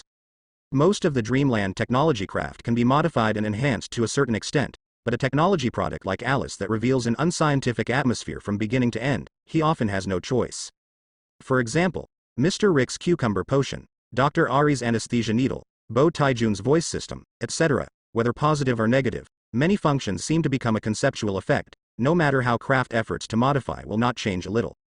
"Angela, would you like to learn how to cook?" Kraft hit the ghost idea on another sister. "No. I don't need to eat, why should I learn such boring skills?" Angela resolutely refused. "I don't know why. Angela is hardworking in other aspects, that is, she is not interested in life skills." Kraft did not intend to change her habit. After being rejected, she did not mention it again. After eliminating the digestion, she reinvested in it. The Cross Pioneer is in production. Where is this? The unfamiliar environment made Kraft, who had fallen asleep, a little confused, but he soon recalled. I am dreaming again. In other words, I finally dreamed again. Kraft couldn't help but breathe a sigh of relief. In the past, even if I could not dream of applicable technology for a long time, at least I could watch fantasy movies or something. It was the first time that there had been no dreams like this. Kraft was even thinking about whether to make myself amnesia again. Once again. Although with the technology he currently masters, as long as he finds the right materials to restore them all, it is enough for Kraft to have the confidence to fight Thanos, but there is no shortage of things like Goldfinger. Fortunately, the dream finally appeared, which finally relieved Kraft, who was a little worried. Kraft took a look at the surrounding environment and found that it was not very accurate to say that this place was unfamiliar, because he had dreamed of this place several times. This is the laboratory of Zawan Senbei, where Kraft watched him transform a car into a spaceship that can travel in space, and also watched him build it in a day like a funny one. A time machine like props. Definitely, there are real inventions such as Coke airplanes and coin-operated matchstick robots that are really used for funny. So what kind of surprise will Dr. Zawan bring to himself this time? Kraft walked forward expectantly to Naramaki Senbei, who was drawing a design at his desk. The invention of this illogical world is like opening a blind box, and Kraft is particularly excited every time he dreams. When he came to Dr. Zamaki's side, Kraft looked at the design that was just an initial draft. Although many things inside have not been drawn yet, he already knows what Dr. Zamaki is going to do. Zawan Alale, the little robot girl who used the time skateboard to bring back the Taro Urashima treasure box. This. Kraft smiled helplessly. Is this considered as thinking day by day and dreaming at night? It's just another little robot sister. What's going on? Can't you give him a big robot sister? Even though he was so complaining, Kraft didn't take any steps of Dr. Zawan. The name of this robot is Aeli, and it starts with the letter A. This kind of name is destined, and Kraft felt that he still had to make it. Anyway, Kraft decided that he would dream of any robot sister in the future, unless it also started with A, otherwise he would no longer add a sister to himself. In addition, from limited observations in the dream world, Kraft knew that Aeli was a rather naughty girl, and she was not weak enough to easily penetrate the walls of Dr. Zawan's house, just enough to let her accompany her to space. In this case, his space journey would be more interesting. Kraft thought so imaginatively. Inexplicably empathetic. Kraft, who woke up from his dream, subconsciously clamped his legs. Seeing what happened to Chinbei in the dream, he recalled a bitter experience of his own. I must pay attention when making Aeli, Kraft thought to himself. Alare in the dreamland is able to open a monument and crack a stone, but he is not as resistant as Dr. Zawan. There is one thing to say, from the design drawing, you can't see that Aeli has the power to break the wall. Kraft looked at the first version of Aeli's design that he had drawn, scratched his head with some doubts, then put the question aside and called Angela. Angela, come scan this blueprint and help me get the parts ready. The main installation work still needs Kraft to do, but those large parts can be handed over to the machine to solve. Because of fear of her being injured in space, Kraft also specially used Gundam Nim Alloy Gamma and Super Alloy Z. Do I want more than one sister?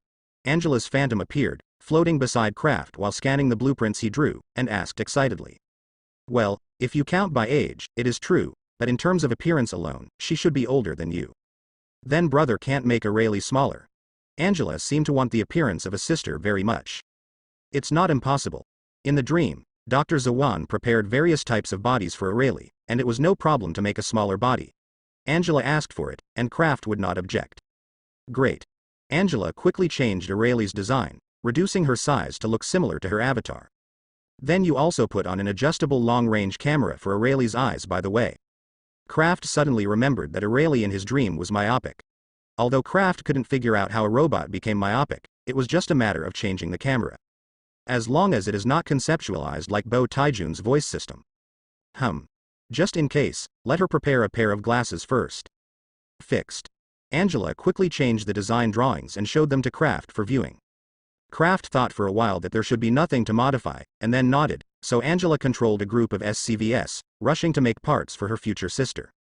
And Kraft did not sit idle, and began to make components such as energy systems and chips that needed the power of dreams. With Angela's full help, Aeli's production went very smoothly.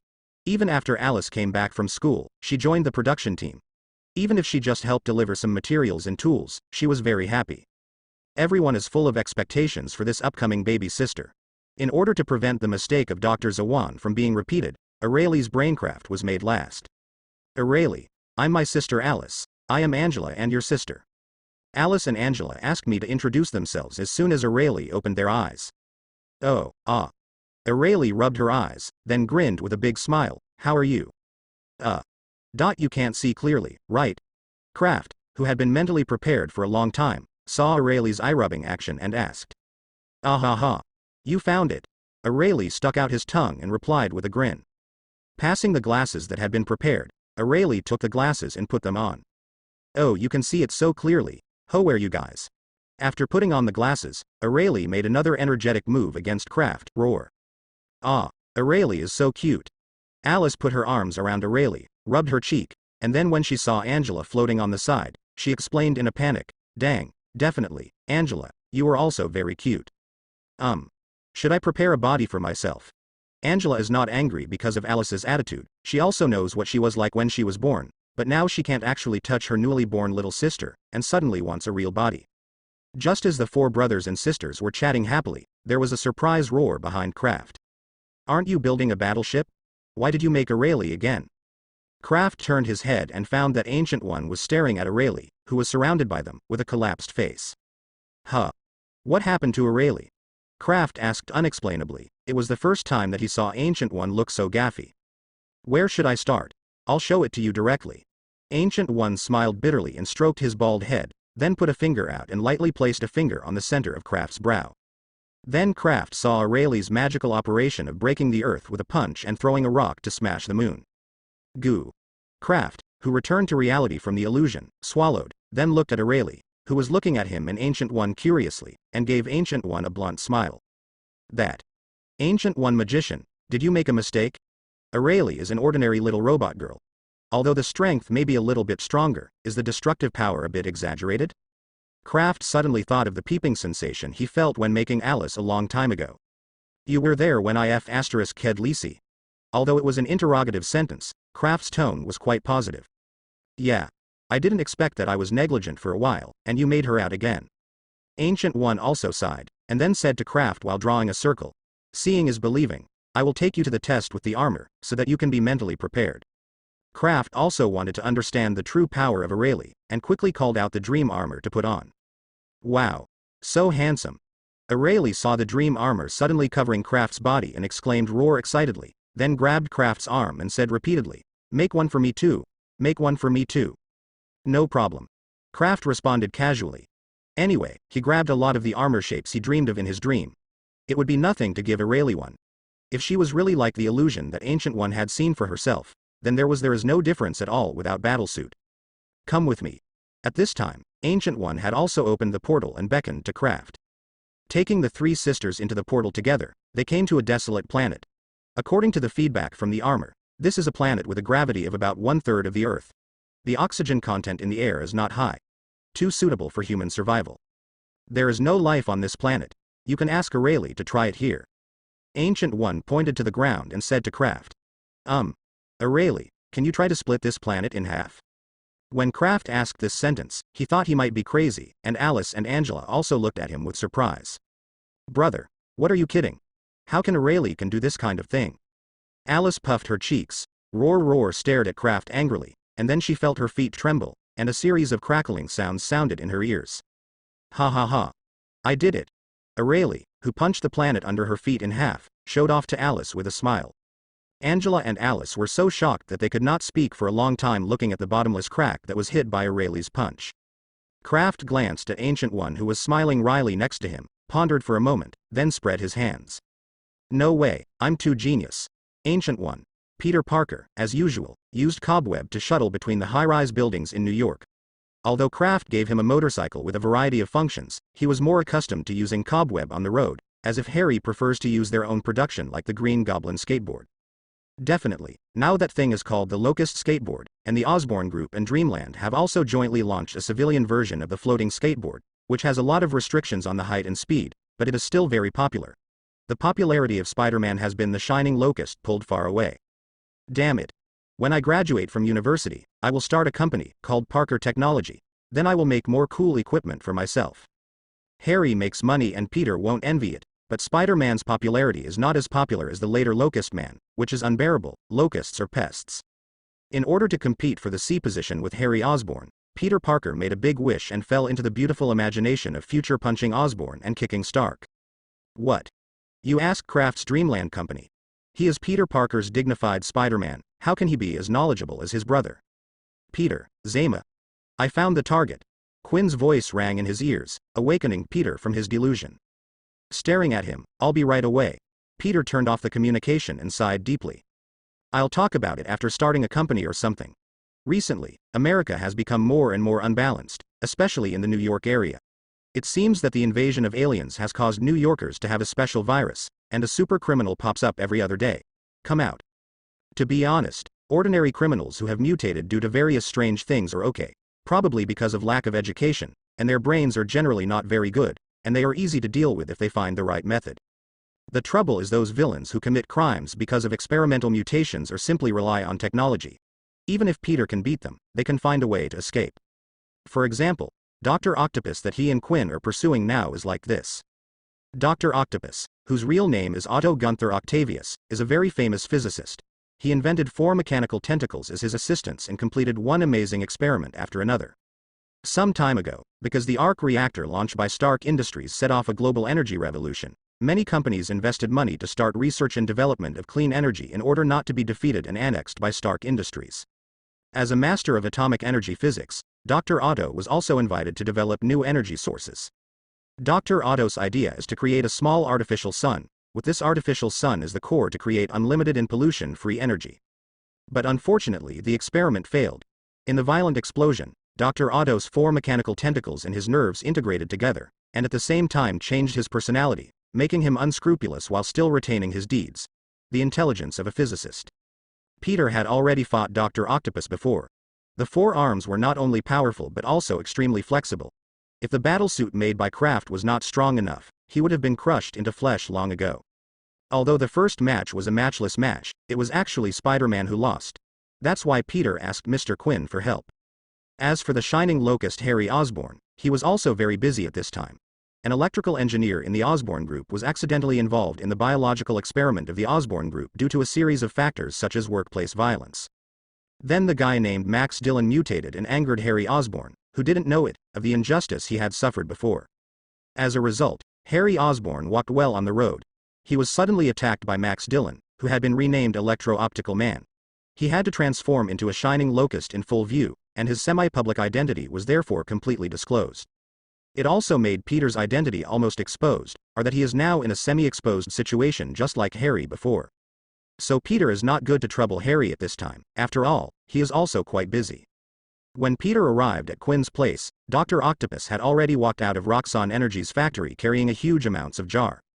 The previous experiment failed, and did not make Dr. Octopus give up his plan of artificial sun, but now investors have withdrawn their capital, so he can only use the 4 mechanical tentacles that integrate with him to grab the raw materials that he needs. Ends. Please put down the jar in your hand, Mr. Otto. This kind of robbery is not in line with your identity as a physicist. Peter turned over to Dr. Octopus with a tumble, and started to make sense as usual. And Dr. Octopus was the same as Spider-Man's previous opponent, only that he was noisy. It's you again. Spider-Man. Putting the jar aside, Dr. Octopus controlled the tentacles and rolled towards Peter. Be sober. Dr. Otto. While launching Cobweb, Peter continued to try to dissuade him. As one of the chief researchers of the Osborn Group's scientific research team, Peter and the previous Dr. Otto had some intersections. He was a very charismatic scientist. Peter has seen this situation where his temperament has changed drastically due to an experimental accident. He has also participated in healing many people, so he has always wanted to help Dr. Otto recover his sanity, but the 4 tentacles are really a bit powerful. He can't subdue Dr. Otto. Queen. Come and help. Under the crazy attack of Dr. Octopus, the situation gradually became the same as last time. Peter Parker was firmly entangled by the mechanical tentacles, and the sturdiness of the battle armor could continue to stalemate with Dr. Octopus. In desperation, Peter had to turn to Quinn for help. If he could, he didn't really want Spider-Man and Canine Man to appear together, because Quinn didn't hide his identity. Everyone knew he was Clough, special pet dog. If Spider-Man is still active with Quinn, his true identity is basically a real hammer. In fact, as long as anyone who is familiar with Peter Parker already knows or guesses his identity, Peter is now evading reality. After all, he used to release himself in various ways, and transformed himself into various bells and whistles in front of the public. It's all Kraft's fault. Peter Parker, who was grasped by the mechanical tentacles and tossed around, still had time to complain about Kraft. This level of attack was far worse than Hulk. Rua. Quinn, heavily armed, rushed out from the side and slammed into Dr. Octopus's waist. It's just that although the body of Dr. Octopus is still weak from ordinary people, after integrating with the mechanical tentacles, his reaction speed is extremely fast. In addition, he has made a series of modifications to his goggles, which can help him observe the surroundings. Where's the dog? The tentacles behind Dr. Octopus quickly stopped in front of Quinn with his mind state. Quinn bumped his head, and then he was tied up firmly with Peter. Surprised. Is this reasonable? Ah. Another reason Peter Parker doesn't want to act with Quinn is that this dog is so stupid. It turned out to be the Dogman. You really are Peter Parker. But whoever you are, anyone who gets in the way of me will die. Dr. Octopus showed a cruel smile. After finding that his tentacles could not handle the Spider-Man's armor, he specially upgraded his mechanical tentacles. With the thought of Dr. Octopus, the tentacles entwining Peter and Quinn lit up with dazzling electric lights. Oh. That's it.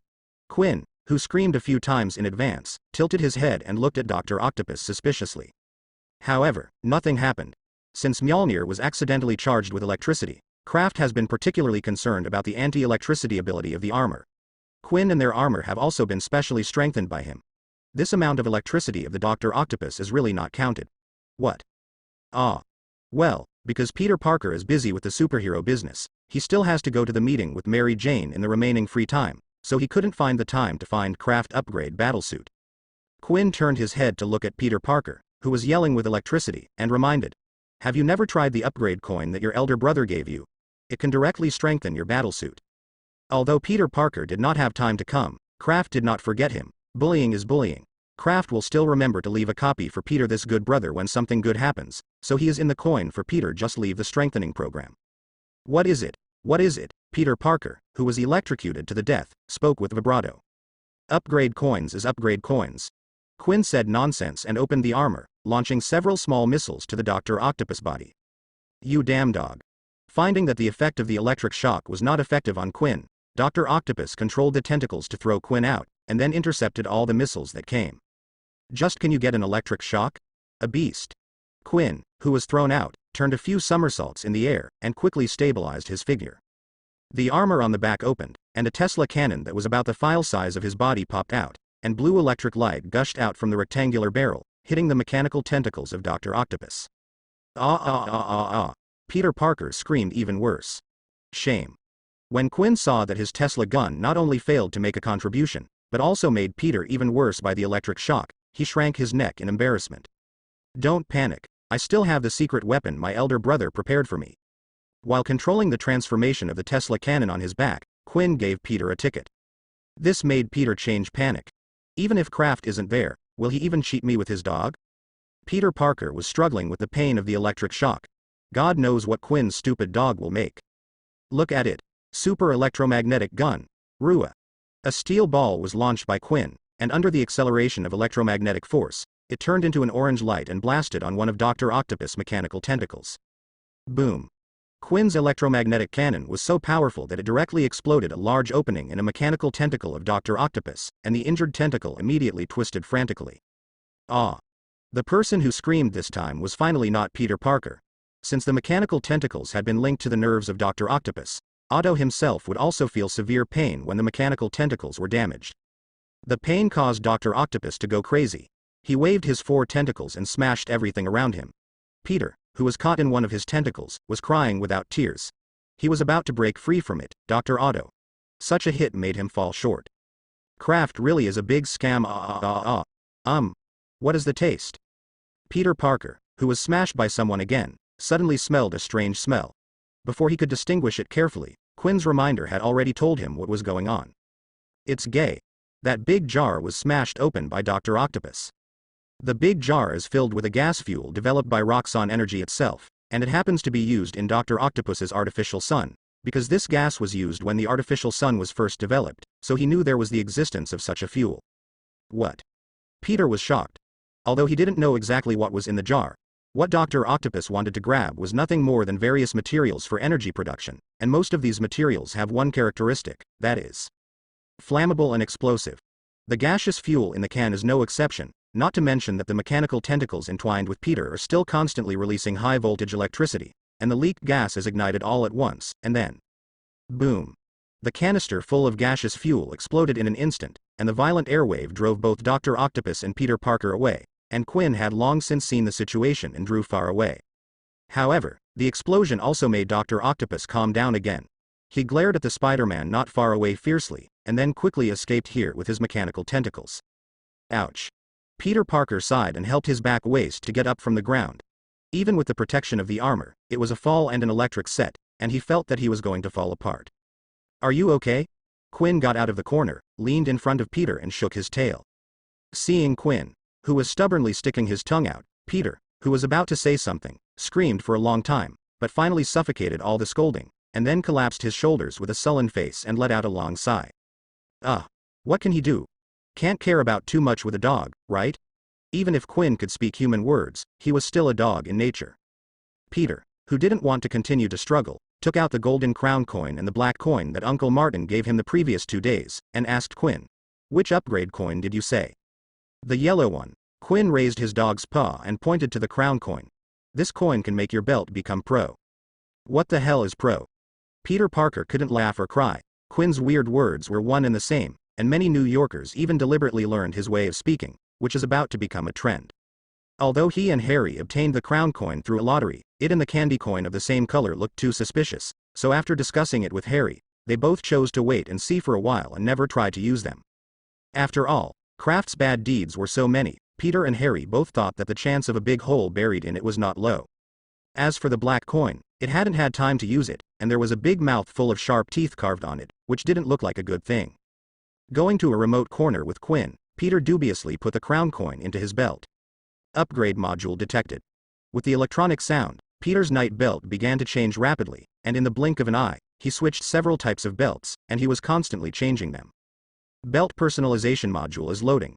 Unlock the custom belt function, unlock more belt voices, unlock the coin storage function, unlock the projection pattern customization function. Peter Parker listened to these dispensable functions with a black line in his forehead, but he didn't know where to start vomiting.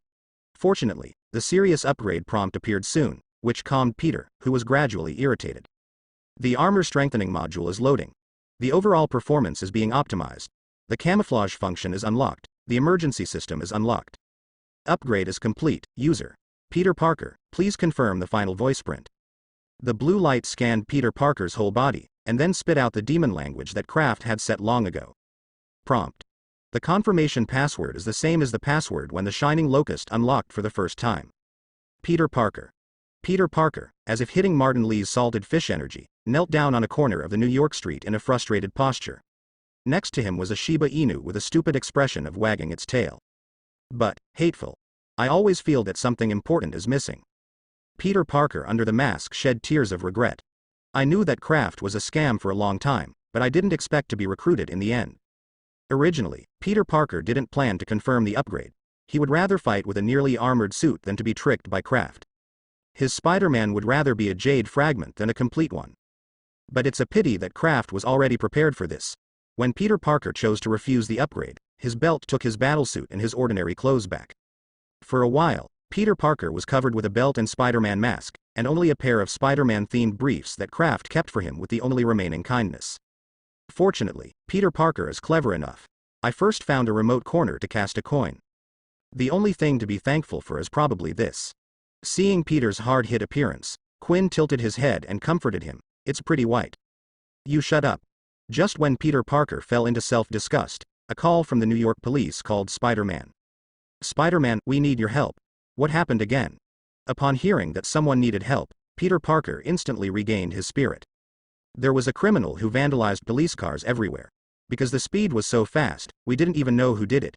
We could only hear a series of ridicules off ha ha ha ha. From the sound point of view, it should be an age the big girl. The voice of the police officer on the other end of the phone was very aggrieved. We can't use a police car to get out of the police at all.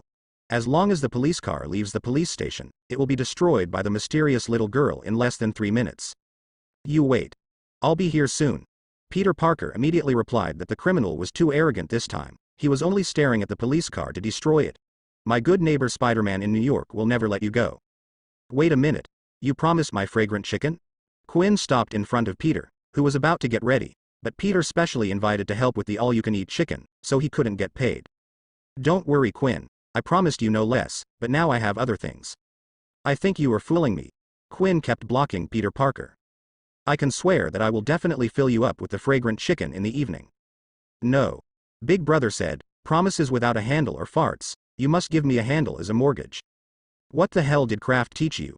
Peter is about to vomit blood for 3 liters, as this scammer still carrying inheritance. Hurry up. Hand over the handle. Regardless of Quinn, what the eldest brother said must be correct anyway. What more do I have that your elder brother doesn't know? If I lie to you, you can go to Kraft to file a complaint. Peter was also confused and blurted out the truth. Yeah.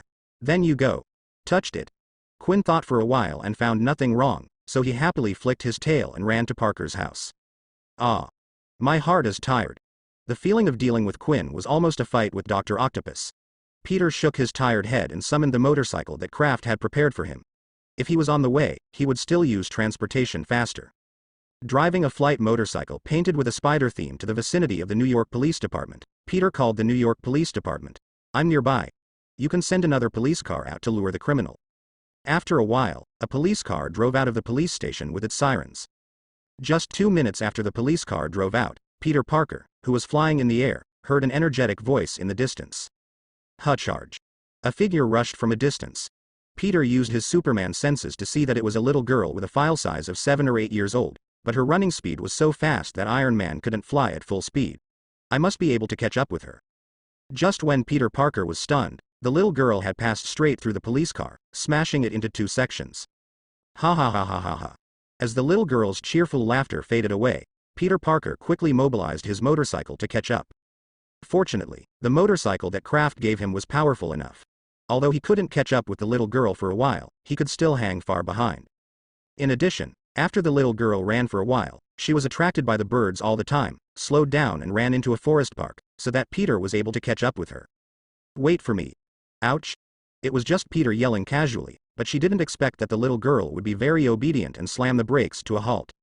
She raised her head to look at the Spider-Man driving the flying motorcycle in midair and raised her hands with bright eyes. Wow, so handsome, Thank you. Peter jumped off the motorcycle and fell in front of Aeli. He was about to ask her why she wanted to sabotage the police car, but he saw that the little girl in front of him suddenly made strange movements. I'm coming too.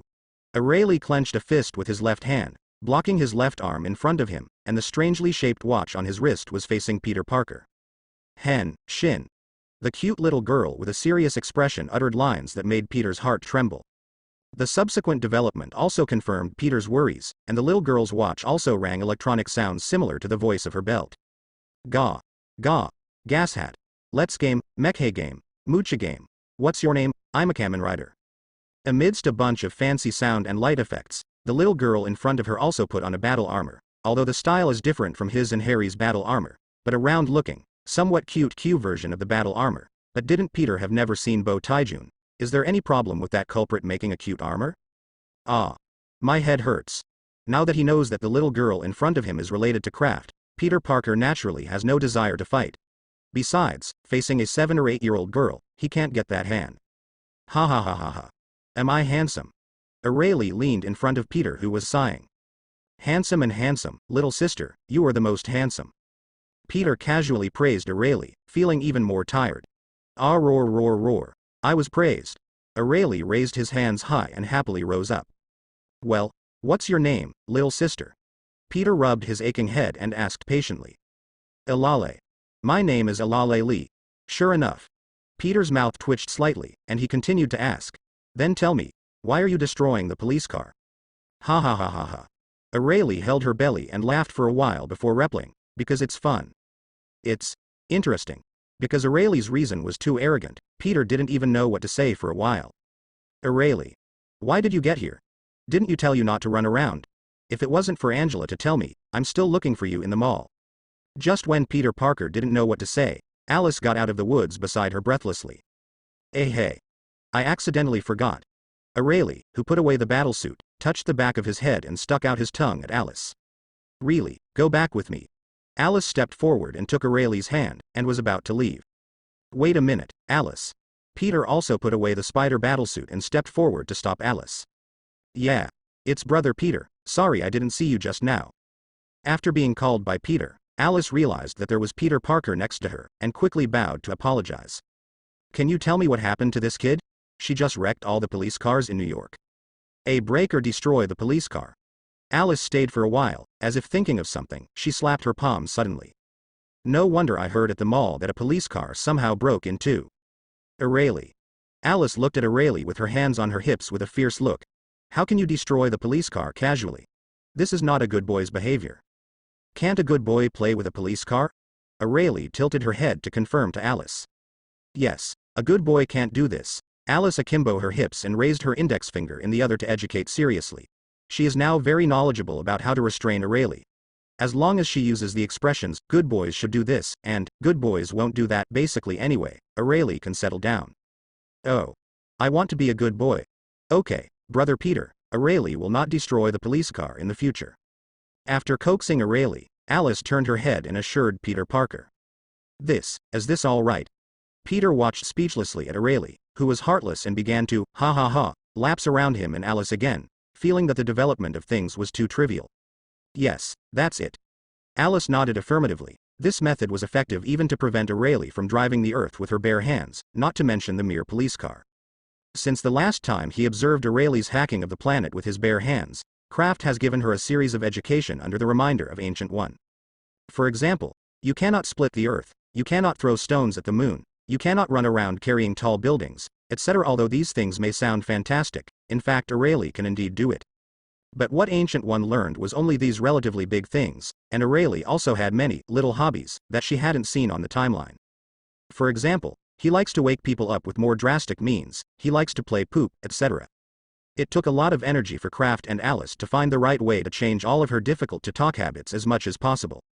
As for those innocent hobbies such as scribbling, rampaging, and playing Kamen Rider, Kraft didn't care about it. Originally Kraft didn't plan to release Aeli, after all, the earth couldn't help her toss, but how could Aeli could hold it? I want to go out to play. I want to go out to play. I want to go out to play. No one can stop Aeli, who is irritable, and Kraft is so annoyed that he can't work well. Okay. I'll let you out. When the unbearable Kraft finally let go, Alice took Aeli out to play. Aeli saw the police car on the street and awakening a new hobby happened. So what's the situation with this kid? Was the kid Kraft rescued from Sokovia? Peter, who was assured by Alice, breathed a sigh of relief, and then asked curiously. He remembered that Kraft didn't bring any little girls when he came back, but he couldn't think of any reason why the Lee family would suddenly have another child, and this child was obviously not an ordinary person. Can't it be Uncle Martin's long-lost illegitimate daughter? Ah. This. Alice, who didn't know how to lie, began to look erratic. Are you talking about me? Aeli had to swish into the space between the two, and then held her head in both hands and pulled her head up. Her head was separated from her neck, and she was lifted by Aeli to Peter Parker. How are you? Ah. Aeli. Didn't I tell you not to take your head off casually? Panicked, Alice rushed up quickly and hurriedly helped Aeli set her head back. Ha ha ha ha ha. Aeli pointed to the stunned Peter Parker and laughed again. What's the matter with this? Peter pointed at Aeli, so surprised that he almost couldn't say anything. Well, that's the robot. Alice replied with a smashed jar. Aeli, like me, is a robot sister made by my brother. Oh. It turned out to be a robot. Peter breathed a sigh of relief, and then felt like he had overlooked something just now, after a little aftertaste. Wait, Alice, you are also a robot. Alice narrowed her mouth, somewhat lost, took off her arm to show it, and returned to Anne. Alice doesn't like to expose her identity as a robot, but the little sister Aeli has been exposed, then she, the sister, must help her bear the strange look of others. Ah. That kid Kraft. Peter hugged his head again with a headache. He was not surprised that Kraft was able to create such a human-like robot, even the medicine that turned people into cucumbers and the light gun that turned people into chickens. Once it's made, is there anything Kraft, the bear kid, can't do? It's just that his hero work is already heavy enough, and there is such a silly child who constantly burdens himself, and Peter Parker suddenly had the idea of giving up being a superhero. But he didn't mean to treat Alice and the others differently. Not to mention, Alice is a good girl with a reputation in the asylum. I don't know how many uncles and aunts want to introduce their male descendants to Alice. But now it seems that they are all in vain. Peter sighed secretly, and then said to Alice, "That's okay, you can let Kraft restrain Aeli, don't destroy it everywhere." Having said this, Peter sighed deeply. Hey, I'll talk to Kraft when I have time. At the thought of facing the bear boy Kraft, Peter Parker felt his whole body heaviness inexplicably. Immediately after Alice got Aeli, Peter picked up his mobile phone and called the New York Police Department. The problem is solved. You can use the police car to get out of the police. I have other things. Hang up first. In order to prevent the New York police from questioning the murderer, Peter quickly ended the call after speaking. After returning home, there are still dogs waiting to feed. Peter sighed deeply again. Fan Y prequel. There is a problem with my scientist system. The starting point is an event. If you order the full order, you can see a welfare extra. Last week, the editor in charge was notified. Then I wrote 2 extras. One of the other world lines was taken to participate in the event. If you order the full VIP, you can see, don't charge extra money. In addition, this article is a prequel I mentioned before, and it was also used as a welfare. Because it was given more, I took the opportunity to try to write it in the first person. In addition, there will be no less updates today. The following text. My name is Wang Mian, and I am a traverser. In this era of per capita crossing, even the way of crossing began to become creative, but my way of crossing seemed ordinary, or the Renaissance. Because I was crossed by a car, I feel ashamed of speaking out. I can't remember the specific process of crossing. Anyway, when I was hit by a car and became awake again, I had become a little baby, and I was still in front of a big iron gate. If I guessed it correctly, I should be home the door of the orphanage. Well, the regular orphan start, nothing wrong. Subsequent development also proved that I didn't guess wrong. This is an orphanage. The facilities inside are actually pretty good, much better than the low-cost rental house before I crossed. It's just that the dean is actually a crooked nut, which is a little troublesome. Because my language system only supports Chinese and a small amount of Japanese, English is not in my language reserve. In other words, I have traveled abroad. Fortunately, I traveled as a baby, and I can learn the language slowly. If I travel abroad as an adult, I would really be blind. However, there is no translation link after crossing. Bad review. Although the need to relearn the language has reduced the user experience of my journey, but there are not too many standard systems. It is that the broken system is good for not learning, and learning those backward systems has caused a startup time. According to my observations during this period of time after the journey, it will take at least 2 years to turn on the system. But fortunately, anyway, I am just a baby now. Even if I have system tasks, I can't do it, so it's better to use this time to learn English. 2 years is a little long for a little baby, because it is so boring. Apart from eating, drinking and sleeping, there is no entertainment at all. I have to giggle from time to time to deal with the staff of the orphanage who amuse me with childish toys. But the life of this kind of bastard is finally coming to an end. My system will be turned on soon. I am coming to a beautiful life. The great scientist system has started up, and you are welcome to use it. As the illusory progress bar in my mind came to an end, a cold female voice without the slightest emotional ups and downs rang in my ears. Great scientist system? It sounds boring. Although I am not very satisfied with the subject of this system, I reluctantly accept it. Being a scientist to promote the progress of society is also a good choice. Just when I was frantically adding drama to myself in my heart, the system spoke again. This system aims to cultivate the host to become an excellent scientist and build a wonderful new world. Task release. Novice task. Everything starts with learning. As a future scientist, you should learn to acquire knowledge from the outside world. Task goal. Actively learn a knowledge that the host has not mastered. Task reward. Memory Palace Enhanced Edition. Oh. This is good. I couldn't help but yelled out, Memory Palace. This is a good thing. Although I don't know the exact principle, I know its function. At any rate, I am also a loyal audience of Sherlock. As long as it can be restored to the level of Sherlock Holmes in the TV series, it is already very inappropriate. People, the system actually returned an enhanced version. The system is worthy of being the most popular plugin among the traversers. But learning a knowledge that you haven't mastered, this concept is a bit vague. I thought about it, and then split a fork on the spot. Definitely failed without suspense. Damn it, isn't it? After all, the splits should only be regarded as a skill, not a knowledge. If it fails, it is in my expectation. But I am not too worried, because I am still at the stage of literacy and it is not difficult to acquire new knowledge. Sure enough, things developed as I expected. After learning some new words and grammar with the teachers in the orphanage, the novice task was automatically completed, and I also obtained the peculiar Memory Palace Enhanced Edition skill. To put it simply, this skill is to construct a virtual scene in your brain, and then turn the things you want to remember into items into the scene, and then call them out when you need to use them. I only thought about it for a few seconds, and decided to build the scene into a simple study style, like a reading library in a TV series. It's too tiring to look it up, so I built a computer directly, and then stuffed all my memories into the computer. Come on? Probably because the memory palace is an enhanced version given by the system, I built the study room very smoothly, and I also found that the computer in the memory palace can actually watch movies and play games. The enhanced version is as horrible as S. So I don't hesitation to stuff some of the movie and animation games I remember, and finally there will be reliable entertainment in the future. The biggest benefit of getting a memory palace is that I can finally use my past memories to pass the time, and if I continue to play with a group of children, I will go crazy. After the novice task is completed, the system quickly generates a second task. Main task. Win at the starting line. Only the best people can become scientists. Please work hard to become children of other people's families. Task goal. Complete junior high school level before the age of 10. Task reward. Lucid Dream Enhanced Edition, mission completed. This. I haven't been able to react yet, and the second reward has been handed over to me, but this is also normal. Although my academic performance in the previous life was not high enough, and I returned most of the knowledge to the teacher after I started working. But there should still be a junior high school level culture. 9-year compulsory education S.H.I.E.L.D.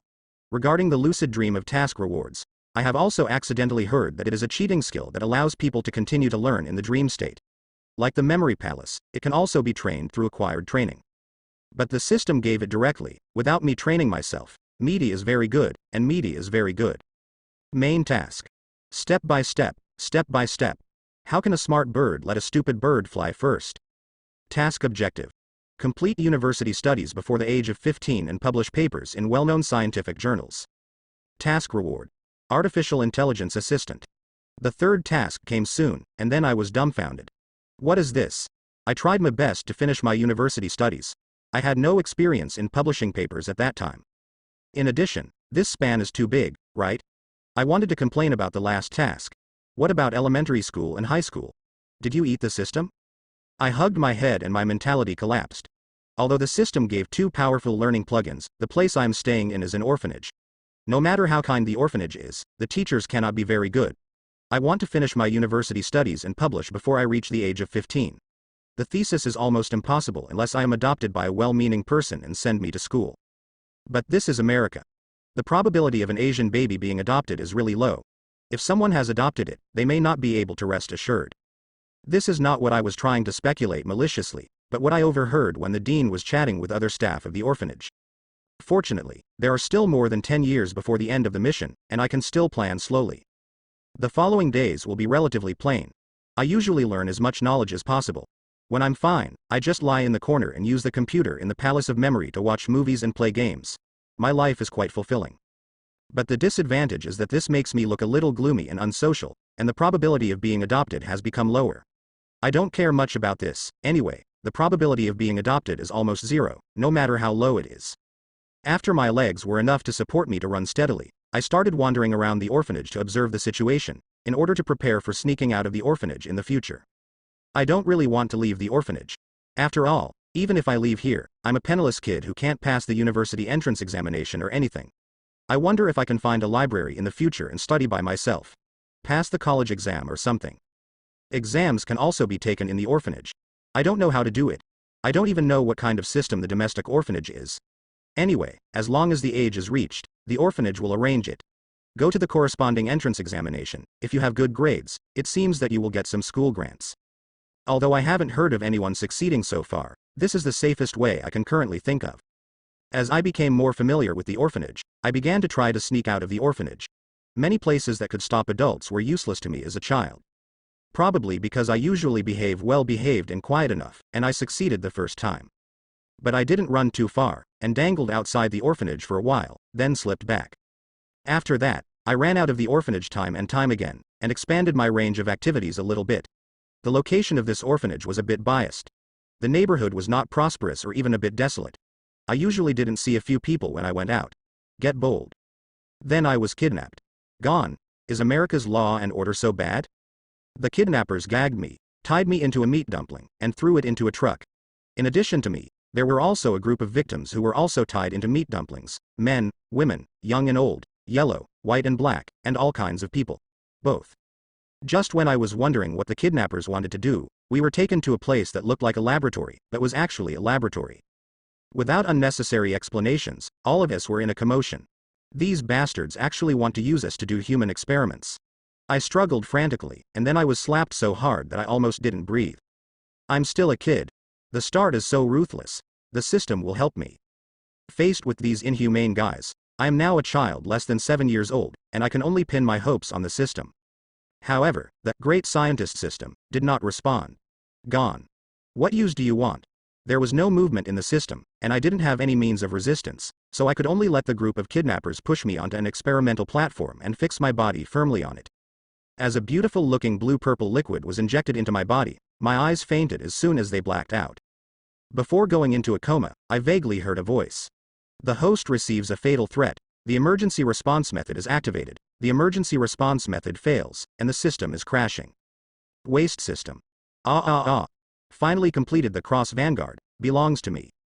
Putting the last part into the Cross Pioneer, Kraft jumped off the SCV and watched the ship in front of him roaring up into the sky. It's really not easy. This is the first time he has made such a complicated thing. Because many of the internal equipment needs to be made and installed by him, there is no way to be lazy and take shortcuts, so Kraft is stuck in the laboratory during this period, and he has no time to pay attention to the situation of the outside world. Some time ago, Peter's silly critic came to him and asked him if there were a lot of them, but he was absent-mindedly and casually dealt with it. Speaking of what we were talking about, Kraft, who was finally finished, slumped on the sofa and began to recall the scene. It seems to be talking about the identity of Aeli and Alice, and the function of the coins given to him. Oh, by the way, it seems that S.H.I.E.L.D. and Hydra are also mentioned. The previous plan for them to find something to do went well. During this period, neither Hydra nor S.H.I.E.L.D. came to find Kraft and Martin Lee again, and they were busy fighting each other. It seems that Chief Haloden doesn't want the Avengers to participate in the internal investigation of S.H.I.E.L.D. At least Peter and Harry have not received Nick Fury's notice. If Peter hadn't known the truth from Kraft a long time ago, he wouldn't have noticed something wrong with S.H.I.E.L.D. But Peter also knew that Kraft had no interest in S.H.I.E.L.D., so he didn't ask Kraft for help. Peter himself didn't plan to intervene, so he just mentioned it casually. So, how are they doing now? Kraft asked Angela curiously. I don't know. S.H.I.E.L.D.'s internal system is completely closed. I can't carry out remote intrusion, but from the news in Washington, it seems to be quite lively. Angela projected a lot of news in front of Kraft. He glanced casually. It was news of various street shootouts, drag racing cases, bombings, and Captain America and a mysterious man with an iron arm on the streets of Washington. Hit the news. What about Uncle Tony? To be fair, it's strange that Tony Stark didn't get involved in this situation. Whether it was his relationship with S.H.I.E.L.D. or his pushy character, it was unlikely that he would be on the sidelines. And with the help of Tony Stark, it's easier to clean up Hydra, right? He went for an operation to take out the shrapnel from his body. Before Angela could speak, Ancient One stepped out of the portal and explained to Kraft for her. The regenerative medicine made by Osborn cured a doctor named Steve Strange. He is a very powerful neurosurgeon and one of my promising successors. Ancient One sat on the sofa next to Kraft unceremoniously and stared at Kraft slantingly. But because of your influence, I have to think of a way to fool him to Kamar Taj again. What the hell? I didn't develop the regenerative potions. Can this be blamed on me? Kraft said he would not carry the pot. Ancient One didn't explain, shrugged and skipped the topic altogether. Strange's question is not important. Are you planning to leave the Earth now? Yes. What's wrong? I remember you should be interested in Reality Gem, right? I'm not very interested now. Kraft waved his hand. With infinite gems, Thanos will be staring at him. I don't stay on Earth. I don't want to attract that guy's attention for the time being. Oh, that would be a shame. If you don't make a move, the Reality Gem will eventually fall into the hands of the Asgard. Ancient One pretended to look regretful. What? Where is the Reality Gem now? Reality Gem can't be given to Asgard to anyone. Kraft jumped up immediately. He was going to fight for the Reality Gem again. He didn't want the Reality Gem before, just thinking that when he develops in the universe in the future, Thanos' subordinates will always make trouble. Even if Thanos takes the shot himself, it would be very annoying, but Kraft won't be afraid if he really wants to fight. Aeli, the little girl who opens the planet with her bare hands, is no joke. In 3 days, there will be a strange spatial phenomenon in Great Britain, which is affected by the Reality Gem. Ancient One used illusion to create a map of Great Britain and mark the place where the Reality Gem appeared. The Reality Gem was previously called TIE particles by the Dark Elves. Back then, the Dark Elves were defeated by Odin, and TIE particles were also sealed in a different space. With the illusion in hand, Ancient One explained the relationship between the Dark Elf and the reality gem to Kraft. Now the remaining Dark Elves wake up, and the seal is beginning to loosen. If they get the TIE particles, then the world will fall into darkness. So you actually want to fool me to help you deal with the Dark Elves, right? Kraft stared at Ancient One with a black line on his face. Oh, this is actually just to make up for your previous mistakes. Ancient One opened his hands and explained. If you didn't interfere, Thor could have done it. If you didn't blow up Professor S.H.I.E.L.D before. Seriously injured. What do you mean? In the timeline I observed, Thor, with the help of his girlfriend and Professor S.H.I.E.L.D, defeated the Dark Elves and obtained the reality gem, which is still TIE particles. However, Dr. S.H.I.E.L.D is still in the hospital. It is estimated that it will not be able to keep up with the battle 3 days later. After listening to Ancient One, Kraft pinched the bridge of his nose and hesitated for a while. I have one more question. You say, S.H.I.E.L.D. Who is it? Ancient One also squeezed the bridge of his nose like Kraft, and replied weakly. He is the one who was almost blown up on the roof of the former Stark mansion in the current Avengers mansion during the Battle of New York. Egg. Ah. So it was him. After Ancient One's reminder, Kraft finally remembered, but even if Ancient One said so, he still felt that she was fooling herself to help her for nothing. Well, there is an infinite gems, which is not considered a day job, but Kraft is not very happy in his heart. Since you have seen it all, why don't you do it yourself? Even that Hammer God can defeat the Dark Elves, so your words should be easier, right? Because Strange's hand was healed. Originally I planned to wait for him to come to Kamar Taj for medical treatment, and take advantage of the trend to hand over the burden of the Supreme Magician to him, but now this plan is obviously not working. Ancient One said with a rare sigh. One of my disciples took a fork in the road and was confused by the Lord of the Dark Dimension Dormammu. He wanted to help him invade the Earth. I originally planned to use this to grow Strange, but now I did it myself. I would have retired long ago if it hadn't been for you kid to toss so much. The name Kraft of Dormammu has been seen in his own memory fragments, but because he didn't know who it was at the time, he did not go after his information at random, and there was nothing relevant in the random memory fragments. Intelligence. However, these are not the main points. Kraft pays more attention to another topic from Ancient One. It turns out, Supreme Magician, so worthless? I heard from Ancient One before that he had served as the Supreme Magician in a certain timeline or parallel world. At that time, Kraft was secretly happy for a long time, but I didn't expect that the position of the Supreme Magician was actually a trick for Ancient One. Son. Fortunately, he can't learn magic now. These adults are really bad. Although it was a bit uncomfortable for Kraft to be pitted to help by Ancient One, for the sake of the reality gem and the damage to Asgard, he decided to fix that Dark Elf at that time. It just so happens to be able to take the opportunity to test the combat effectiveness of his Cross Pioneer. Kraft definitely didn't plan to stay on the Earth, because Ancient One said before that Aeli would not let Aeli hit the moon with a rock. The reason was that there were people living on it, so he planned to take advantage of this time to run on the moon to see the situation. If you have enough time, just walk around the Earth to see if you can run into any interesting guys. Brought to the high seas with the reduced Cross Pioneer, Kraft restored it to its original file size. Huge amounts of Cross Pioneer floated quietly on the sea, full of oppression. Wow. So handsome. Aeli happily cheered Roar on the side, and then jumped into the Cross Pioneer first and ran wildly inside. Then. I'll go first. Kraft and Martin Lee hugged, and then touched the tearful Alice's head, and then they boarded the Cross Pioneer with Quinn who had returned. Definitely, the guy from Riot was also brought by Kraft. After all, he drifted in the universe, and he also parasitized several cosmic life. The experience of Riot in space can help Kraft a lot. After this guy came back from Sokovia, his personality seemed to have become much calmer. According to him, he was influenced by Scarlet Witch ability. Some of them have returned to their nature. I don't know if it is true or not. But Kraft doesn't matter, anyway, the Riots are now locked in a bionic, and they can't get rid of any waves. In addition to a few of them, Angela and Harrow actually control the battleship. Angela is in charge of everything as the battleship I, while the Harrows drive a robot called Humanoid Ms. as a crew member on the Cross Pioneer. Each perform its duties. That Humanoid Ms. robot is the same as its name. It looks like a human as a whole, but it doesn't have a head. Hidden under the neck is a small cockpit. This is from a technology called Klongshing. The people on that planet are frogs of various colors, and the humanoid mobile suits are props that they use to disguise themselves as Earthlings. Simply put, it is the frog head of the Klongshing people plus humans.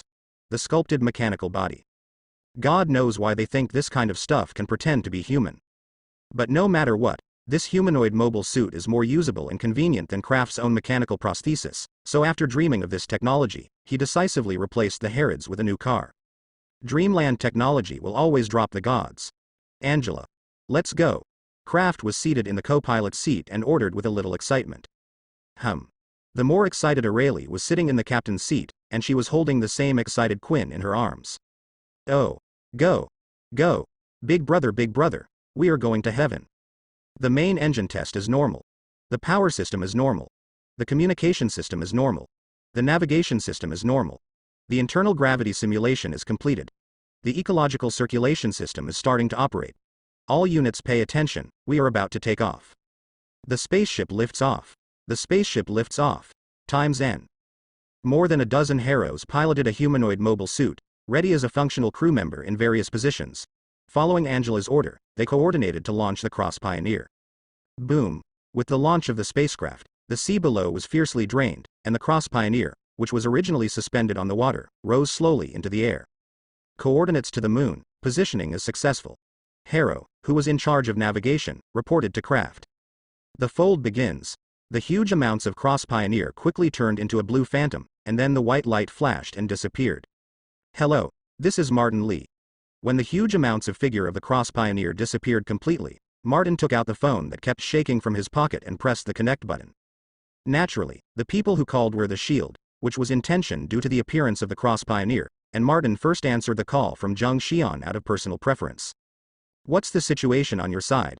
Kraft said that his goal is the stars and the sea, so he made a spaceship to go to space by himself. Martin Lee explained to Jung Xian calmly. Well, he also said that if he had the opportunity, he would go to Chittori to settle the bill or something. Jung Xian on the other end of the phone was silent for a long time before he said quietly, is it interesting? That's definitely. Martin Lee, who had a long voice, grinned and laughed, it's so interesting, ha ha ha ha. He was holding back for too long. Seeing his adopted son at every turn, he pulled out a black technology that shattered his 3 views. No one knows how much Martin Lee's psychological pressure is. Now it's your turn to be shattered. 3 views bastards. Martin Lee grinds his molars viciously, saying that you have no chance to see how awesome Aeli is, otherwise it will scare your pants off. As a super dangerous figure who can destroy the Earth, Kraft naturally told Martin Lee about Aeli's situation, and by the way, he played him a video of Aeli opening the planet with his bare hands. When Martin Lee saw the video, he didn't get over it. He later eased his mood in the nightclub for a whole week before slowly reattaching the already fragmented 3 views. In short, this is the situation. Kraft said that most of his technology is difficult for you to copy. After he finds the technology suitable for our Earth in the universe, he will find a way to send it back. After satisfying his own evil tastes, Martin Lee gave Jung Xian a reassurance. Although the appearance of the Cross Pioneer was a shock, it was also a threat. Some of the official members like to monitor and exploit others in the name of controlling the danger. Martin does not deny that their actions have indeed solved some of the potential threats, but more dangers that they cannot solve or often it also appears because of their control. Martin does not want to be one of them, so it is necessary to continue to maintain or even deepen contact with the Spear Bureau. As for serving the motherland or something, I'm sorry. Martin Lee was a snakehead who helped people smuggle, but he didn't have any lofty sense of righteousness. The reason for getting close to the spear game was just because S.H.I.E.L.D was even worse. But Kraft's thoughts are much simpler. The intelligence obtained from his memory fragments shows that the Earth of this world is simply troubled, so it is necessary to improve the overall technology of the Earth. However, if the technology is arbitrarily improved, a bunch of supervillains may jump out, so whether it is selfish or public, Kraft intends to hand the technology to the safest spear game for the management of superpowers. What the Spear Bureau will do with the skills is not what Kraft should care about. Anyway, he can't be better at making development plans than the experts in the Spear Bureau. Regarding these issues, before handing over some reproducible technologies to the Spear Bureau, Kraft had Jung Xian discussed. At least for now, the Spear Bureau has done a very good job.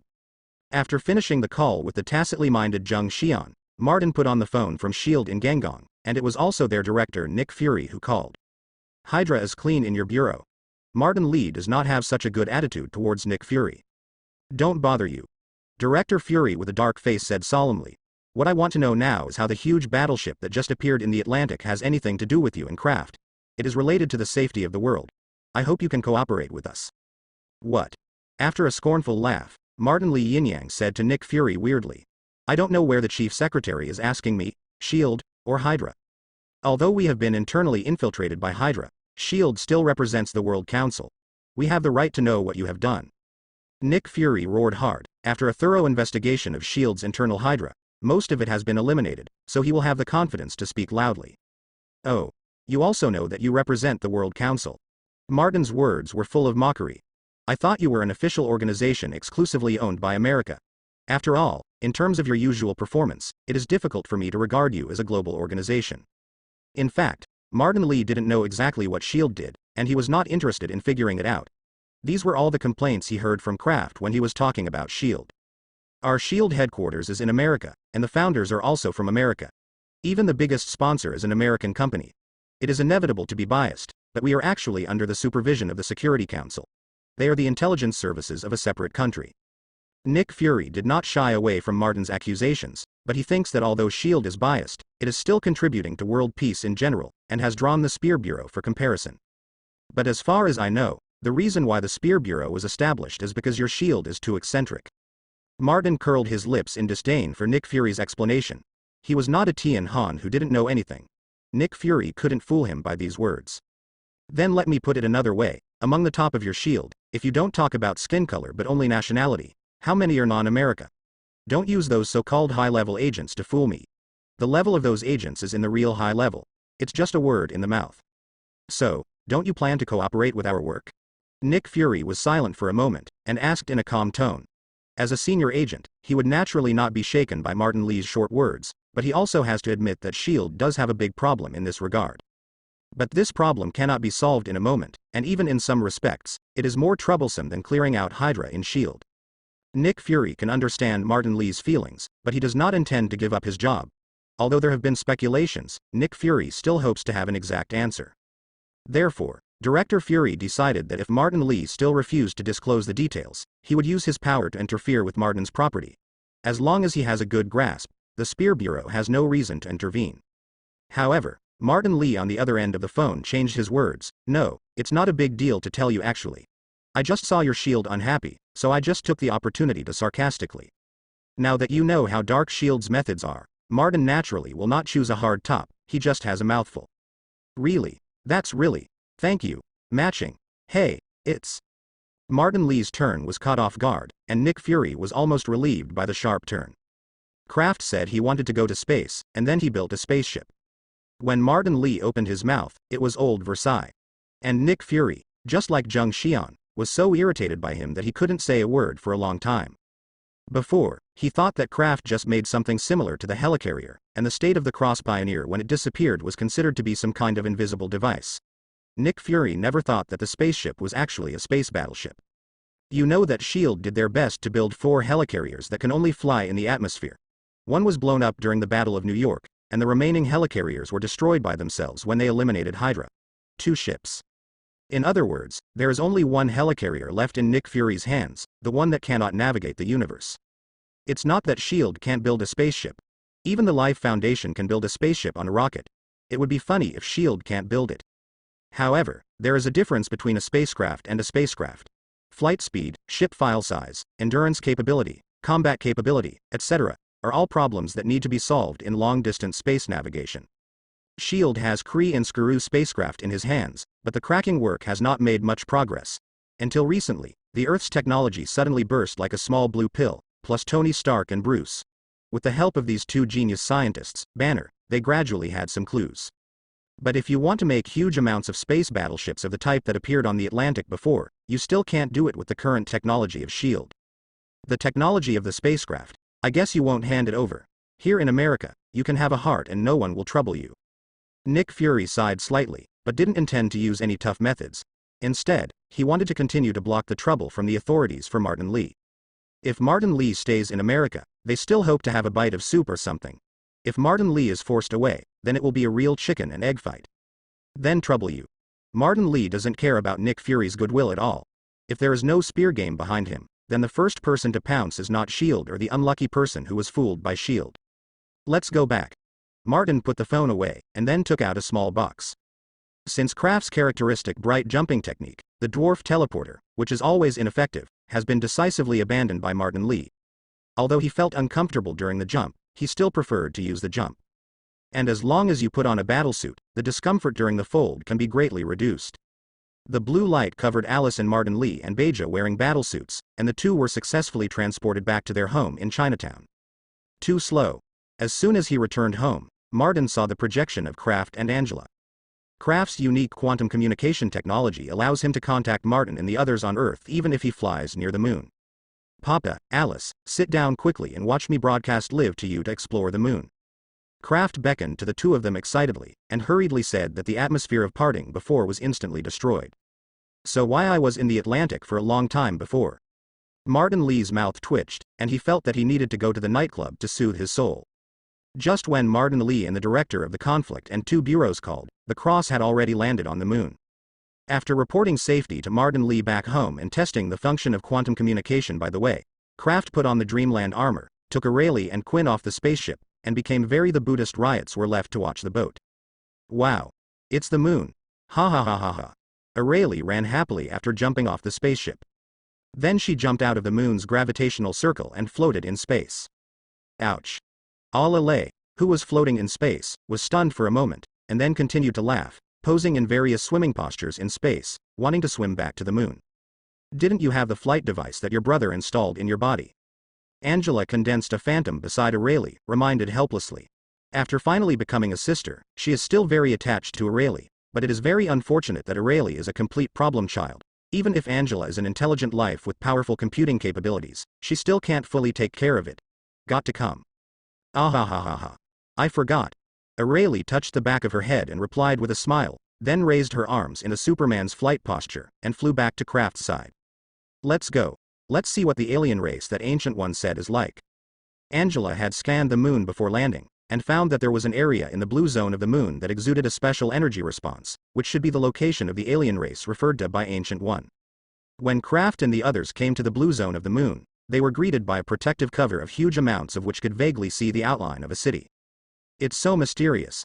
Quinn looked at the site inside the protective cover and exclaimed. Ha ha ha ha ha. Go. Aeli opened his arms to both sides and was about to rush towards the protective cover. Kraft quickly grabbed her short hand. You wait for me. Then Kraft was dragged by Aeli and rushed towards the protective shield. The huge amounts of protective cover is like a layer of window paper, which was easily pierced by Aeli. After rushing into the protective cover, she stopped, but Kraft flew out directly because of inertia. Hit a wall not far away. Ooh. Hearing the harsh sirens ringing around, Kraft, who got up from the ground, sighed helplessly. Trouble now. Brother, shall we run away first? Quinn took advantage of the hole knocked by Aeli hadn't closed yet, got in time, and ran to Kraft's side and proposed. Well, I think I should still be able to explain. Kraft was a bit unwilling to run away like this, he still planned to communicate with the host here. Aeli. Come over here. Seeing Aeli's child bear looking around and starting to move around again, Kraft hurriedly called her to his side.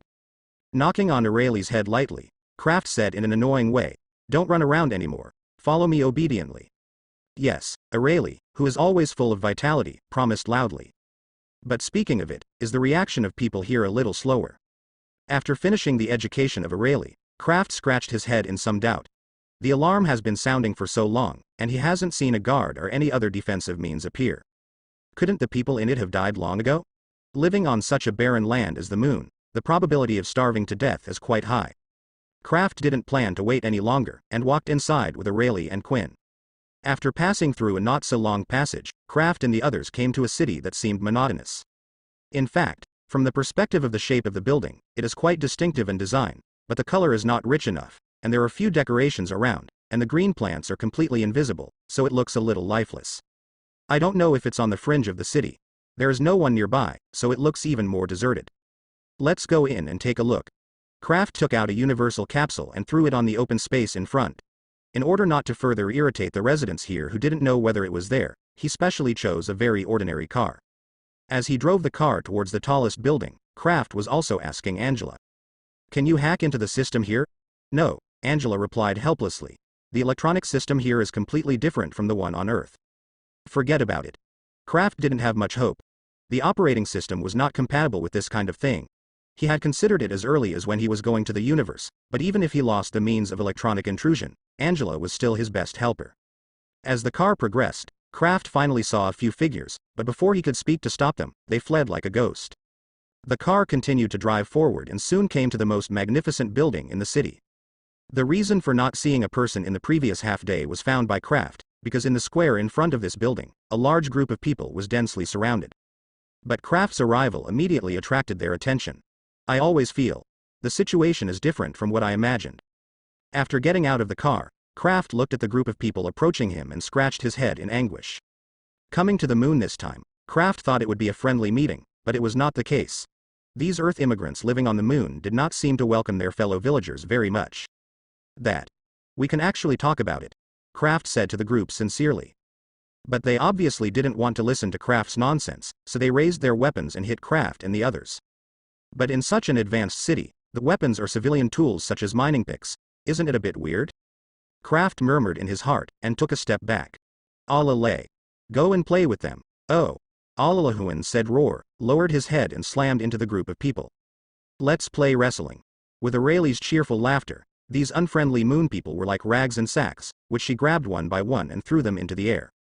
The number of people is meaningless in front of Aeli, who can smash stars with bare hands. It didn't take much time, and all these moon men could only lie on the ground and wailing. Victory. Aeli, who had knocked everyone down, smiled and gave Kraft a yeah gesture. Let's go in and take a look, something big seems to have happened here. Kraft touched Aeli's head to express his reward, and then walked into the building in front of him. The appearance of those on the moon before was too weird, and the situation here is obviously not normal. Couldn't I be helped by Ancient One again? The moment Kraft stepped into the building, the face of a black-bellied bald woman suddenly appeared in his mind. Kraft's guess was indeed correct. After entering the building, all the people encountered did not communicate with them at all and directly attacked. And this time their weapons are no longer mining picks, but firearms and abilities. It's just that in front of the invincible Aeli, whether it is a gun or an ability, it is not worth mentioning. So is there a mutation fever here on the moon, or as long as it is a human being, there is a great chance of mutation no matter where it is? Kraft muttered a little puzzledly. There was no moon-related content in the memory he recovered, so he has been at a loss until now. Wong. Where's the dog? Just as Kraft lowered his head to ponder, Quinn suddenly screamed. Kraft raised his head and saw that he didn't know when there was a bulldog with huge amounts of bulldog in front of him. There was one person coming up even when he was on all fours. Ouch. So handsome. Aeli quickly rushed forward, grabbed the meat from the big dog's mouth, dragged it back to Kraft's side. Brother, look. This dog is so big. The poor big dog was unable to resist under the strange power of Aeli, and could only keep whimpering begging for mercy. What are you doing? Let go of tetanus. At this moment, there was another girl's shocked roar next to her, and then she fired a ball of wind bullets from her hand and hit Aeli's arm holding the big dog. How are you? Aeli waved at the girl without knowing it. Did you raise this big dog? Yes. The girl looked at Aeli with a dumbfounded look. Although the wind bullet she had just saved her hands, it was still painful to hit her body, but the little girl with glasses in front of her had nothing to do. Are you Inhumans? Why haven't I met you? Inhuman race? Is this what you call yourself, Roar? Kraft retorted, and at the same time answered her question. We are not some inhuman race, we are from the Earth. Earth? Yes. I just heard people say that a group of people from Earth had immigrated to the moon, so I came to have a look curiously. Is the Earth's technology so advanced?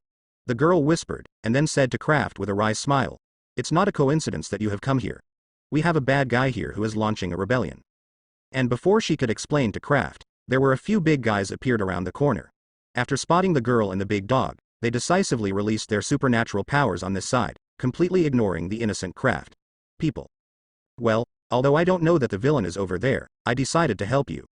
Attitude determines fate. Compared with the group of guys who don't even hit Roar, this girl who seems to be about her age is much more pleasing to the eye. Aeli, get them done. Oh. Kraft sent Aeli again, and the sturdy men fell under her little fist without any suspense. So, can you explain to me what is going on here? After solving those guys, Kraft turned his head and asked. Good. The girl recovered and nodded blankly. After an explanation by the girl named Crystal, Kraft finally understood what was going on here. To put it simply, a guy named Maximus wanted to usurp the throne, so he launched a coup. Kraft is not interested in the rights struggle of the alien races, but their technology is clearly ahead of the Earth so much, but they are still the monarchy. This makes Kraft want to complain. But Kraft thought about it again. Wakanda and Asgard on the Earth seem to be monarchy, so this kind of historical reversal seems to be normal? In addition, on the side of Inhumans, abilities are not a rare thing. All Inhumans can perform awakening through a thing called Terrigan's Mist, but awakening's abilities are different in strength and weakness, and in humans the social status of is completely determined by their supernatural powers. How should I put it? It is really a utilitarian and backward system, and it is no wonder that the group of miners outside was rebelled by Maximus casually. Although Crystal criticized Maximus more than once during the storytelling process, and praised the king named Black wildly, Kraft did not listen to or believe it, but made some analysis based on what he saw. If that Black is as good as Crystal said, then why are there so many people who oppose it? The most fundamental reason is the system of the entire Inhuman race. Those Inhuman races who have no good powers have been oppressed for too long. As long as they instigate a little bit, their dissatisfaction will burst out completely. I think your king should read books such as Das Kapital, although I haven't read it myself. Kraft casually made a suggestion that he was not a good outsider to comment on the social form of the Inhumans, so he should get rid of the usurper earlier. This trip to the moon is really frustrating. Then, the big dog named Tetanus launched ability and moved Kraft and the others to the depths of the palace. At the moment, there was a scene of brothers breaking the wall. Crystal. Why are you back? A woman with long red hair saw the appearance of the crowd and asked in a panic. At the moment she was manipulating her hair to resist the attack of a group of supernatural beings, and behind her was protecting a silent black man. Clothing man. Obviously they are the king and queen of the alien race in Crystal's mouth. And behind the group of people besieging them, a shady-looking young man was standing there with his hands in his arms, with a smug smile on his face. Needless to ask, it must be the Maximus. After hearing Medusa's surprise roar, Maximus turned his gaze to Kraft and others, and then sneered. Is this the helper you got? Crystal, 2 children and a dog? Well, although the king has a lot of problems, there is no doubt that you are the villain. Aeli. Kraft didn't have the thought of talking nonsense with Maximus, and waved at Aeli, who was already eager to try. Bad the bad guys. Alalahu and Roar launched a charge towards Maximus and others. Before Maximus even reacted, Aeli pulled his ankle and threw him to the ceiling. The violent impact caused him to pass into a coma. As for the alien races who besieged the Black Bat King and Medusa, many of them were actually confused by Maximus's abilities. When he was in a coma, these people had already recovered their sanity. It's just that Aeli's actions were too fast. They were beaten and fainted by Aeli before they could explain. They definitely have nothing to feel wrong, because the Black Bat King and Medusa were also put down by Aeli.